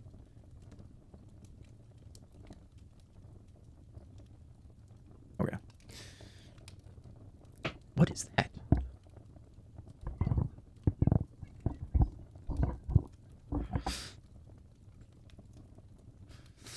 Item number SCP-001. Object class Steel Meal. Special containment procedures. Due to her irrepressible and utterly out-of-control nature, 001 is both uncontained and potentially uncontainable. All Foundation personnel are advised to either join in on the madcap adventure or stay the golly gee heck out of her way. Description. SCP-001 is a female humanoid known as Dr. Isabel Helga Anastasia Bavarti Wondertainment V. She's a totally bad but class 4 reality bender capable of just about anything your wildest imagination can come up with, focusing her abilities on the creation of a bunch of zany stuff made for children of all ages.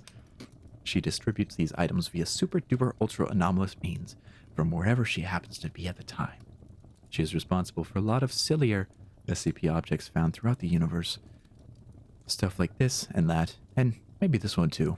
Sure, why not? But not that pretendo thing, because video games rot your brains, kids.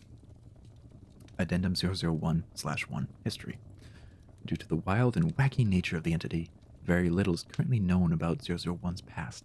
She's theoretically the daughter of the original Dr. Wondertainment, but the exact method of Wondertainment reproduction is a whole weird area. So, who really knows?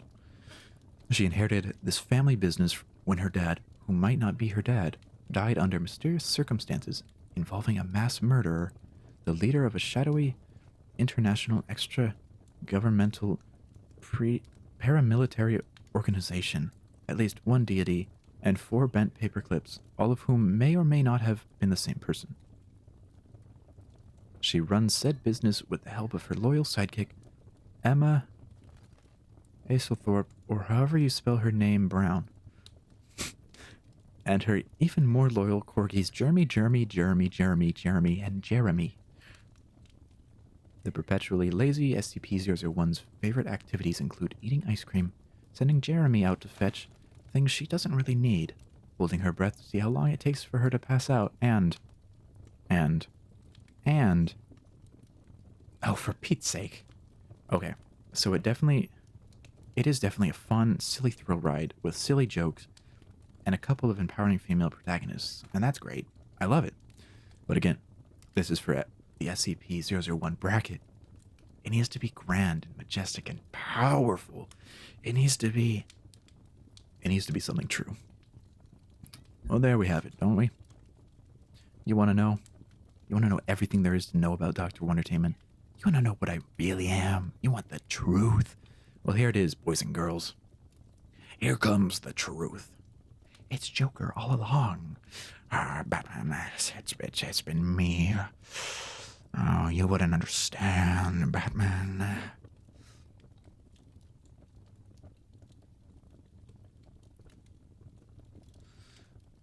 Item number SCP-001. Object class Apollyon. Special containment procedures due to its inherently chaotic nature. Virtually unlimited power potential, and there is no known method of effectively containing 001. Description.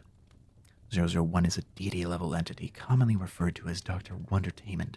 It is a Class 5 reality bender capable of altering or outright breaking every fundamental principle upon which the cosmos is based, focusing its abilities on the creation of virtually infinite variety of anomalous items. It distributes these items with a mere snap of its fingers from anywhere in the universe it happens to be at the time, which can literally be anywhere.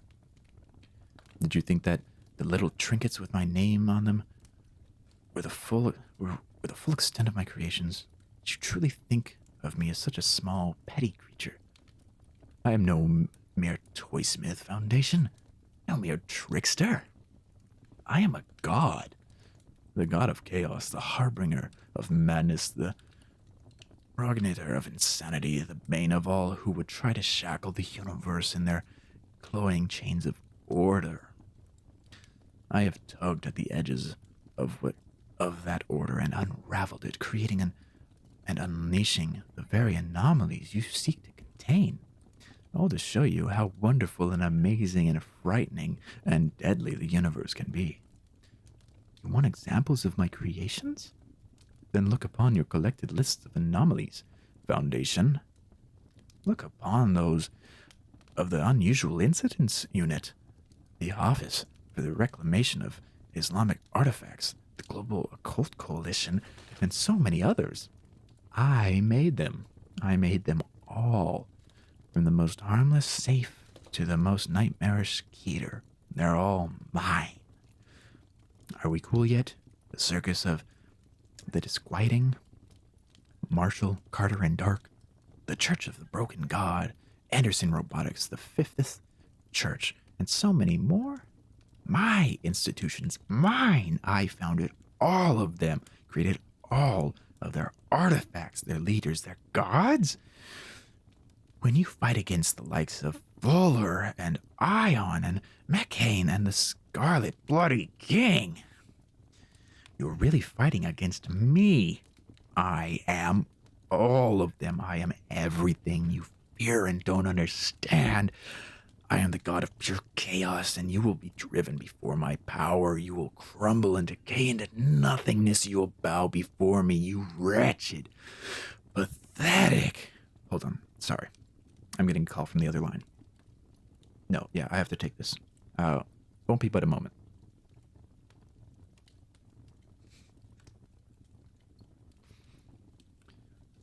Item number SCP-001. Object class neutralized. Special containment procedures NA. Description. Yes, hello. I'm back again. Sorry about that. You know how it is, so. As I am quite certain you've already guessed, I have not, in fact, been 100% truthful this whole time. Not even when I said I was going to be. I am sorry about that too. Though, I have to say that, given the varying nature of our relationship over the years, I hardly expect that a single Foundation employee that's been reading this has been believing a word of it anyway. What reason have I given any of you to believe anything I say? After all, none, I suppose. So the question then is, why would I even bother doing this? Since I don't even expect you to believe me, why try? Because I like you, SCP Foundation. I also hate you and am indifferent to you, and I wish you would stop meddling in my affairs. I am glad you take the time to care about my customers' safety the way you do. You see, it's complicated.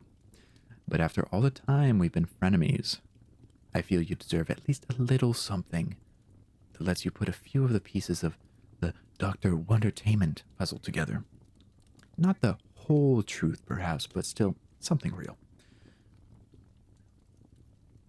You see, I am all of the things I have said. I am also none of them, and perhaps most truthful of all, I have no idea what I am anymore. It feels like it's important, doesn't it? To mold everything around you easily into easily understandable shapes. It's what you try to do all the time, of course, both the Foundation specifically and the human race in general. And I know why you do it. Believe me, a lack of understanding is a very dangerous thing. Entire civilizations have been swallowed up whole by their ignorance. And so you keep drawing patterns across the universe to keep the howling madness of your surroundings at bay. And there's a part of me that wishes I could do the same for myself. And that wishes I could wind everything about myself down into a single thread. It would not only make things easier for you, it would undoubtedly save me a great deal of stress as well, let me tell you. How different would things be if I just knew for absolute certain that I'm a magician obsessed with making toys, or an immoral businessman making or seeking the bottom line, or an heiress with cartoonish superpowers, or a god of thunder and chaos, or just a simple tinkerer plying his trade in an attempt to bring a little bit of magic back into the world. But it's only one part of me that wants that certitude. There's another part, you see. A part that wants to show you that understanding a thing isn't supposed to be about containing the parts of it that you don't get yet, or that you don't get yet. That wants to make you realize that understanding a thing on its own terms, and not just strictly yours, can lead you to a world of beauty, delight, and wonder. It's a small but important voice in my head that speaks to me with a childlike sense of awe and curiosity. And when it looks out at everything I've done and everything I am, it smiles, laughs brightly, and asks, "But what are you going to do next?" But what are you going to be next? I invite you to come along with me, SCP Foundation. Let's find out together. Okay, that one was good. That one was good. I liked that one. I like Dr. Wondertainment. They're cool. That was a fun read. That was a fun one. Also, a lot more than I thought. I thought it was just gonna be one, but no, it was like 7 or 8. That was good. That was good. I enjoyed that one a lot. Let me move to just chatting. Yeah, there we go. Yeah, that one was good. I like that one a lot. Oops. I dropped a goldfish. I picked up the goldfish. I'm eating the goldfish now. That's pretty good. I think I'll post a video about that one. That one was cool. I thought I didn't have too many mistakes in there. I like that. I like narrating that one or reading that one. What do you all think about Dr. Wondertainment? I'm curious. Curious to know your thoughts. And what you may be thinking. I was also really tempted to just like really go into the Joker voice too. That was also a strong temptation, I will say. I'll keep this music on for a bit. Yeah. Just in case anyone's still EP. Still EP. It's very good EP music. Very EP creepy music.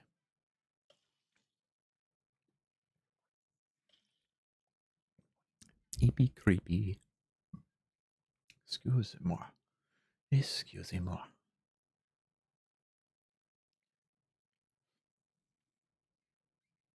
I like SC. I like Peanut too. Peanut's cool. It's funny because one of the streamers I watch, her dog's name is Peanut. So I think that's what I thought of Epic when you initially brought up that 173 is named Peanut, or is its nickname is Peanut. It's like, well, that's interesting. I've seen that before. I've heard that before. I've heard that somewhere before. Yeah.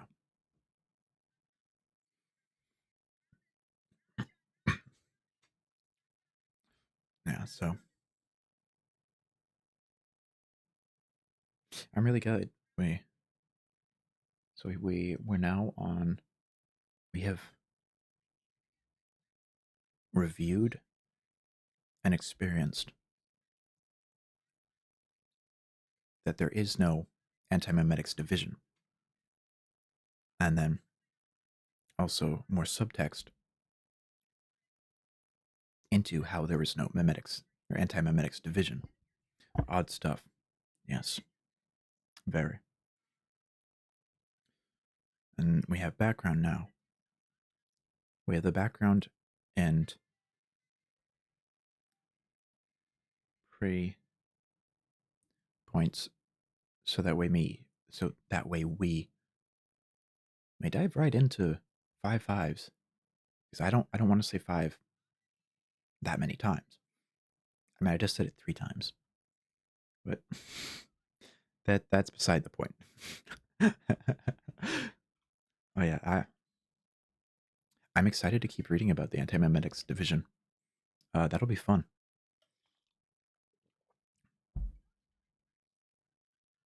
And always for like the Sunday readings, if you guys ever there's something you think of me like that'd be cool. You want me to check it out, possibly read it. Go make sure to jot it down in the suggestions on Discord in the Discord server. That way we can have like a little place to consolidate and record ideas and options. Yeah. Read up about chaos insurgency. Ooh. Ooh. Maybe we'll have to add that to the list. Because I know Jamie had brought this up. But the ABCs of Death, that one, those tales intrigue me a whole lot. A whole, a whole lot. A whole lot of intrigue for me there. A whole lot. I'm glad we're learning. Specifically, me, I am learning more about SCPs because it's they really are. SCP just is so fascinating. That's just like the best word to describe SCP stuff. It's just fascinating, whether it be good or bad, because not all of it is fun to read, and like not all of it is like because I know there's some that get dark, but there's also just like the goofy ones too. There's all sorts of them. There's all kinds, every kind of SCP and more. Agreed. Has interesting quirks, yes. Voices of the Void almost it reminds me of like it almost feels like an SCP game. Like it reminds me like of what we've been reading about. It just feels like an SCP game, and I love it. I love it.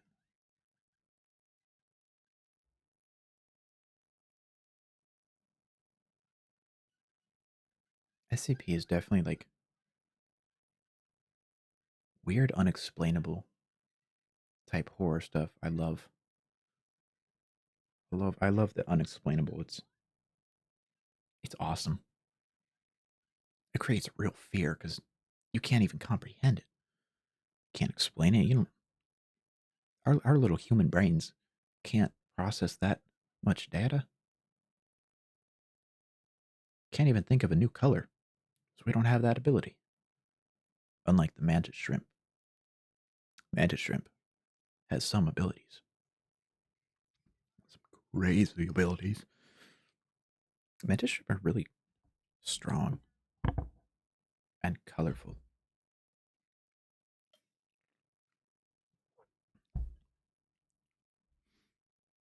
Mm.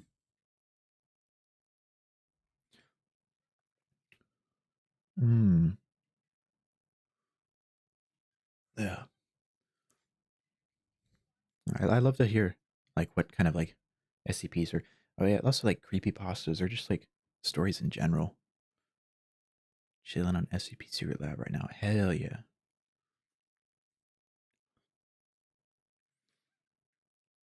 That's the one where it's the like you get like bigger multiplayer labs, right? And like one or two or like a couple players are the uh anomaly creatures and then the rest like try to escape or like contain said creature. I think I've like booted it up once. I tried to play. Okay, yeah, it is that one. Yeah, I tried to play it like once and it was just like three or four of my friends and we're just like, wow, this game would be a lot more fun with like a full lobby or something.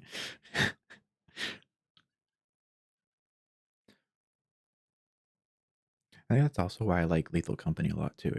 Lethal Company reminds me of Containment Breach and like Containment Breach multiplayer because they also have like similar enough visual styles too. And then SCP-5K, Lethal Company is so much fun. Yeah, and I really like SCP-5K. That game's fun too. It's still in the works, but they're doing a good job with it. It's really interesting. So much new stuff has been added to that I didn't even know about. So much stuff. It's fun. It's fun. It's. I know they have like Stalker 2. Ooh, that one looks good. I I have never actually finished the first Stalker game I've played. I think I got stuck actually. And then I just forgot to continue. I forget to continue a lot of things. I get distracted like a dog seeing a squirrel. I'm like, ooh, what's that? Oh. See. Yeah, no, Stalker 2, it looks good. It looks really good. There's so many games that I have to play. That's why I like reading Sundays. Or Sunday story time. Story Sunday. Spooky story Sunday. Sunday spooky story time. Because it kind of gives me a break. Get to think, get to process, get to read cool stories, and then get to plan out for the week what games are going to be next.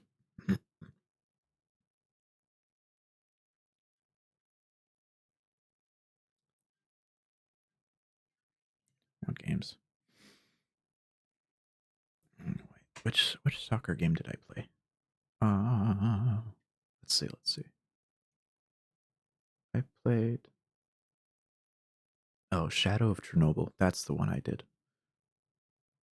I don't know in which or which. I don't know if that's the first or second, but that's the one I've done.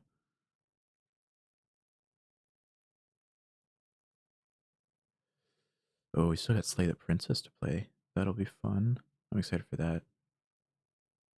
Inscription. Limbo. Inside. Yeah. But I'm glad I got Voices of the Void now. Glad we started that. That'll be one that we'll keep doing off and on.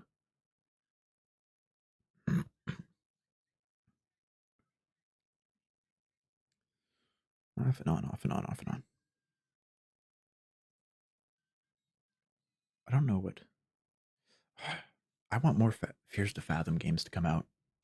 I really, really like that. I liked those games.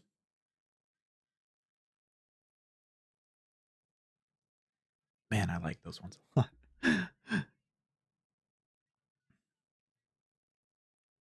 Oh, I could see how long Blacktail is, and we could do that one. I think. Um, I do Insider Limbo, and then follow either of those up with Slay the Princess this upcoming week. Call of Pripyat and Shadow Chernobyl are the ones I finished. Okay. Quite good with it too. Ooh, very nice. Very nice.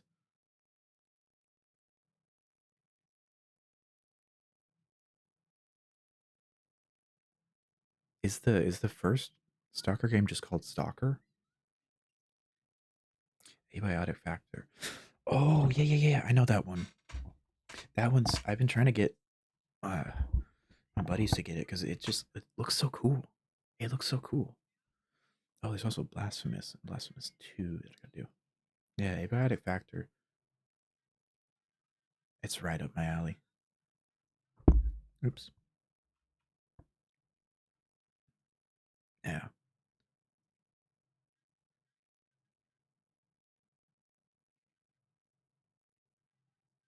That's just it's so cool.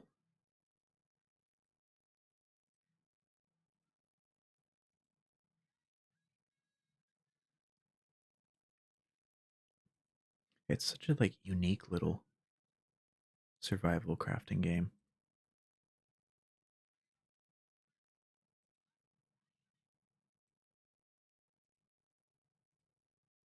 It's one that I'm going to eventually play it, and I know I'm gonna love it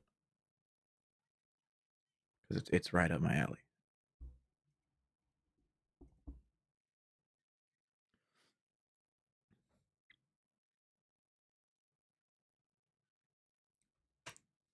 It's right up my alley. Who is that? Who? Hmm.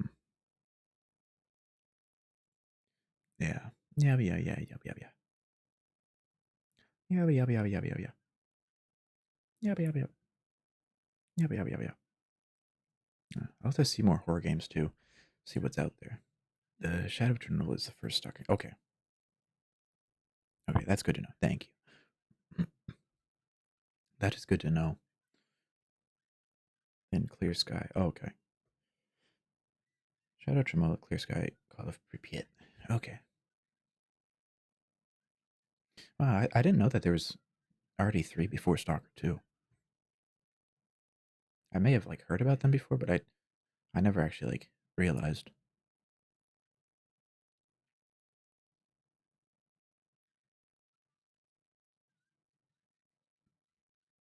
That's interesting. Hmm.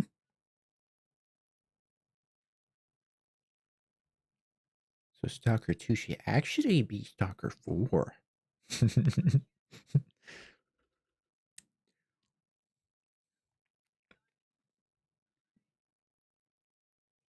Is Stalker 2 just called Stalker 2? Oh, Heart of Chernobyl. Okay.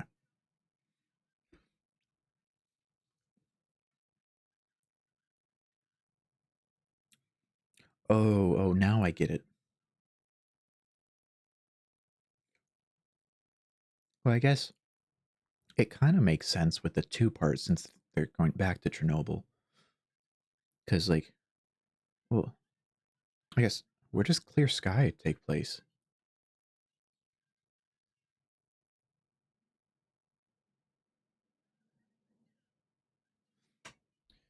Well, now,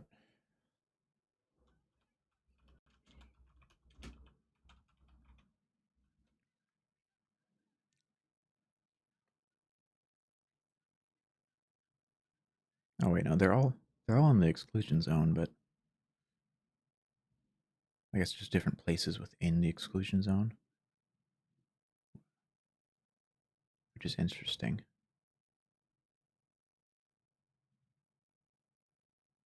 Hmm.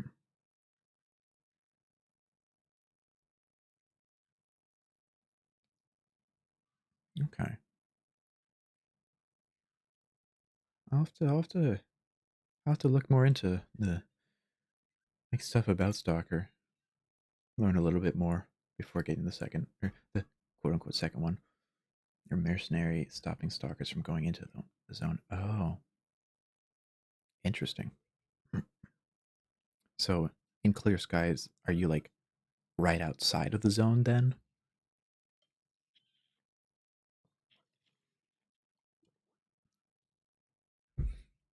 Because if you're right outside of the zone, then I guess the name would make a little bit more sense. Or like tie better. Oh, you're still in the zone. Oh, okay.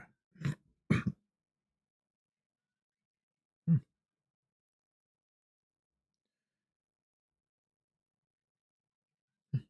Yeah, now I want to learn more about Stalker, the Stalker series, because that's really interesting.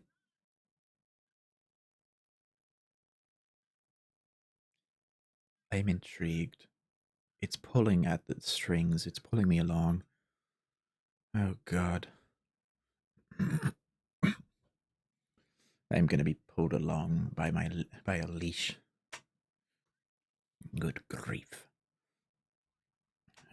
Good grief. Good for Call of Pripyat over Clear Sky.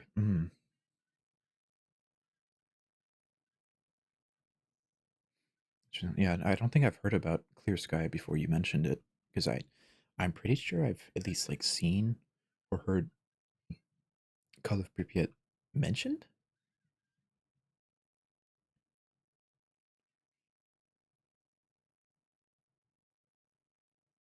but never heard, never knew about Clear Sky.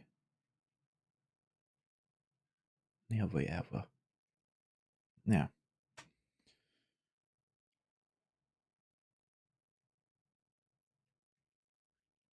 Yeah, I'm glad I had milk and water. That actually helped a lot. Water to initially coat and hydrate, and milk to retain some of that.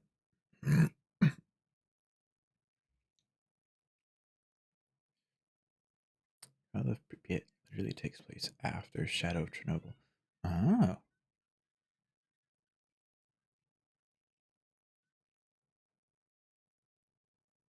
yeah. Okay. Interesting. Interesting.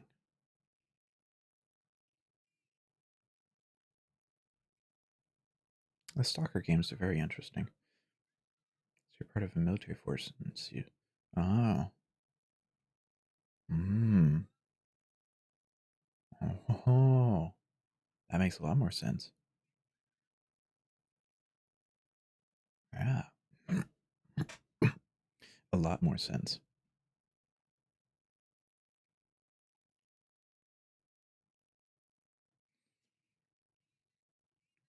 The game also just like Stalker 2, just the game itself looks so good. It looks so good.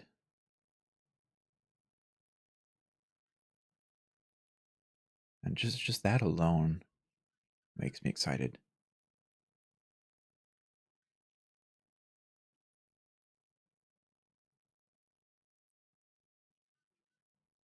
Yeah.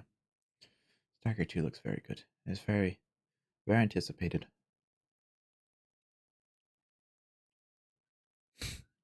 Very anticipated.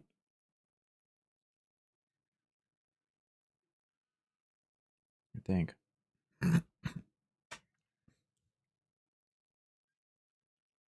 Hmm. Let's see. On Wednesday, perhaps more Voices of the Void.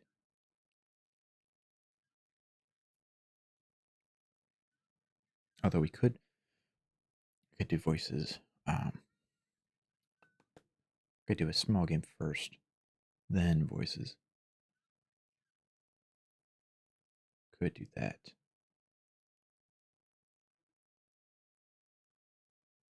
Could do that. You deal with fun stuff. Hmm. Well, I bet that's real fun stuff. And hoping to see more Stalker game. But since it has gotten traction over the years, I see why they wanted to make another. Yeah.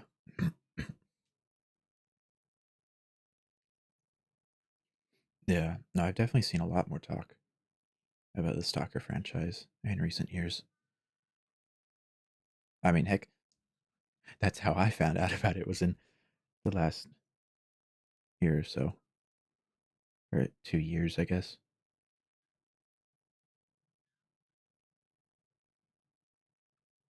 Yeah.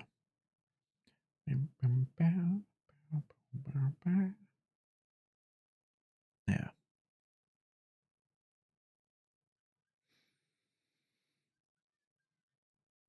Hmm. I'm trying to think about what little game. I need to look up the actual size. No, not the size, the length. The length. The playtime length. The last game was released in 2009. Oh my goodness, that's a long wait. That's a long wait. But hey, if they do a good job though on Stalker 2, then it might just be okay. The wait might just be worth it. Might just be worth it.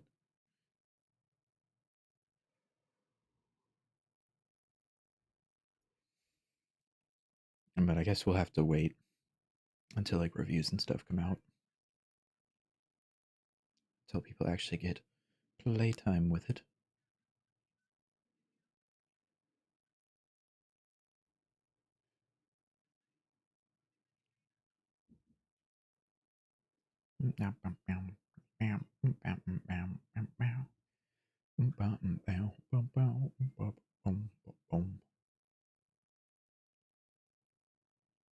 Yeah, let's see. Let us see.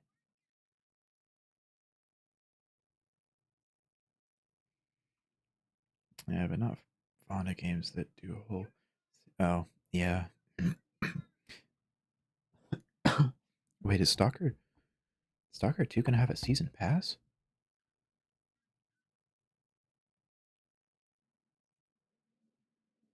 That seems weird. Oh, interesting. Well, I hope the multiplayer and battle pass or season pass didn't take away the needed resources for like this the story, because that's always really disappointing when like the quick buck stuff takes priority, ends up leeching. It's never. It's always a disappointment.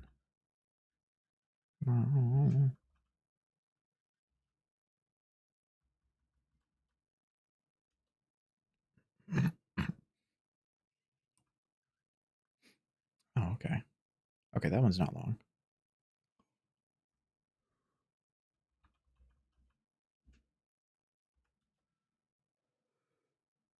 Oh, okay. Easy, easy, easy. We can do Limbo and Inside on Wednesday. When you about a game and you enjoy story night is you got to do online stuff. So yeah, yeah. But that's why I enjoy like Silent Hill 2, Voices of the Void, uh, and Soma, Sons of the Forest. They're all games like you can just enjoy. You pay the game price and now you get all that stuff.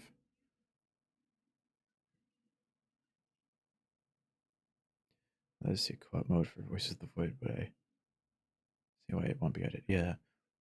Isn't there like a mod that's like for that? I think I heard or like the mod is buggy or something like that. I think I remember hearing something about that. I haven't found it. Or maybe it's in develop. Maybe it's like being worked on right now.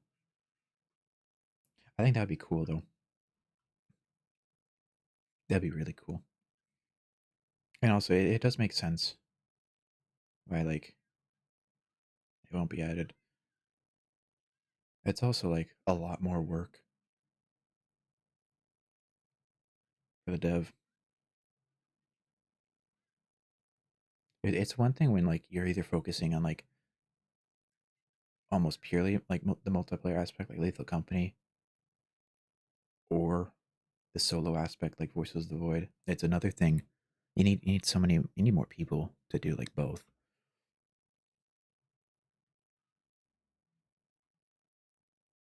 That's why I think like if like modders just do the multiplayer aspect or just even like co-op, I think that'd be cool.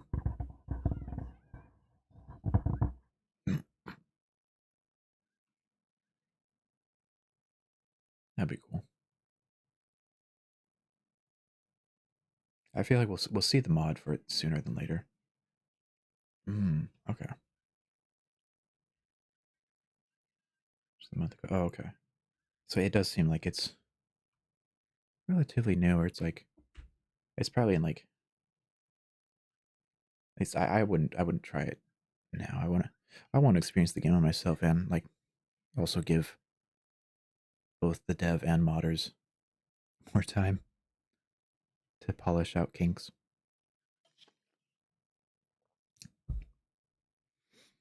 Yeah, that's how it goes. That's how it goes. Oh, I wonder how long that is. How long is that one? I might be being alone, but it would be funny if a friend along. Yeah. Oh, and I didn't even think, but then you would also have to have a player model to see to watch them panic. Yeah, you just freak each other out. It would be nice to like split up tasks though. That could be kind of nice. Las famous playtime. 14 hours. Okay. Okay. Okay. That's a longer game.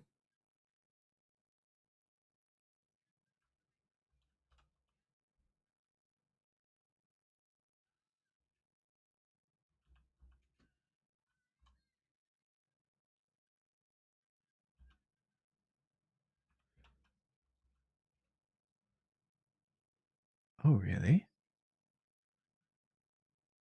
Oh. Oh. Okay. I didn't. I thought the Slay the Princess was way longer. I wonder what happens if I put something in the microwave. I put a can in the microwave, but nothing happened. I was a little disappointed. I was kind of hoping that uh, it would like blow up. Could have been a dud. Some stuff gets cooked. Some just blow. I was really hoping putting a metal can in the microwave would have that second uh, outcome, but it didn't. At least not the one I did. But oh well. Who needs explosions when you can just crumple down on the ground? I think the ragdolling is something I really want to see from like a spectator's point of view. That just looks so fun. It's so funny. Oh, I love the ragdolling.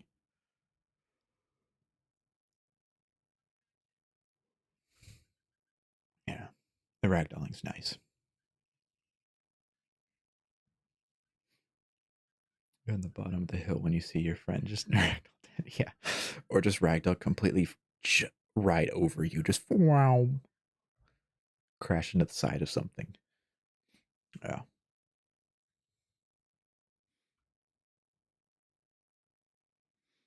yeah.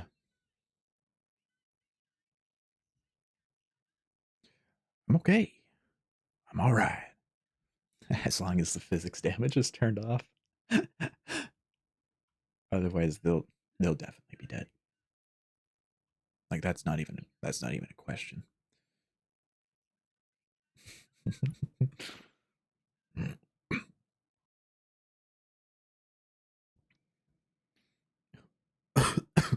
Excuse me. Wait, what the heck? Oh my goodness, we are. You're just imprisoned. You're imprisoned. Rattle, rattle, rattle. I need like a xylophone sound effect. a xylophone, a xylophone sound effect would. Oh, that's what I should do for like alert sounds. Bone buddies.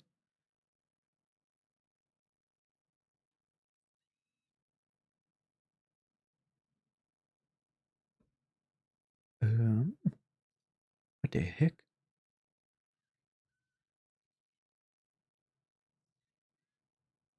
Wait, that's weird. That's so weird.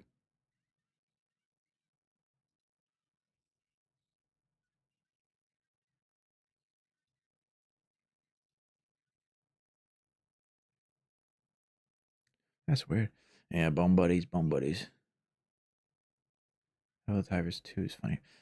Helldivers 2 has good ragdoll as well. Yeah.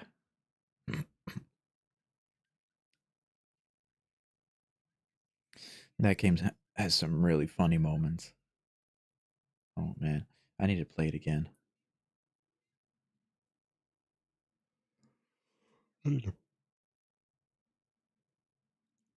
Good morning again, Edithy. Good morning. Good morning. Yeah. Bone buddies. Yeah, my friend were using X, so he kept shooting. Once I turned around and shot him, and I saw him ragdoll across the entire map. I like I like that you can have Another hell diver just stand on top of the exo. And you can walk around with them. That's really funny too. Gotta play the SCP games. I know. I gotta find more of them. I'll play Containment Breach. And I do want to keep playing 5K. SCP 3000. The hell is that? SCP 3K. 308.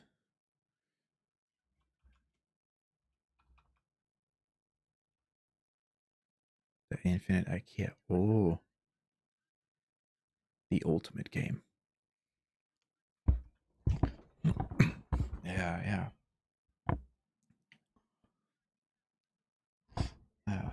I know, definitely. If you guys have like specifically like, or I guess any suggestions for like games for stream or like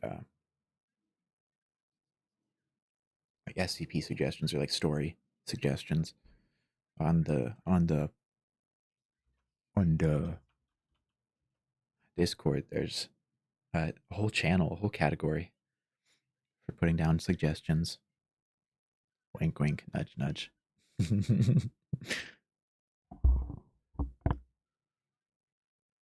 Oh yeah, my voice is a little tired now. That was a good reading session. The milk definitely helped uh, retain moisture. Yeah, yeah, yeah, yeah.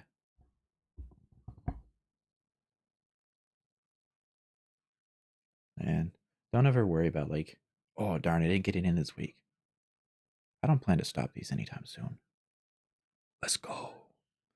Nah, I'm gonna keep doing these as long as I can, cause they're fun. I have fun with them. You guys seem to have fun too, so everyone's having fun. It's a good time all around.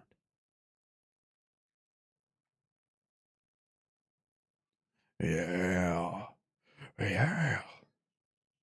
What up if I do the now? I think I'll wrap it up now. I need to go get food. I need to figure out something to eat. But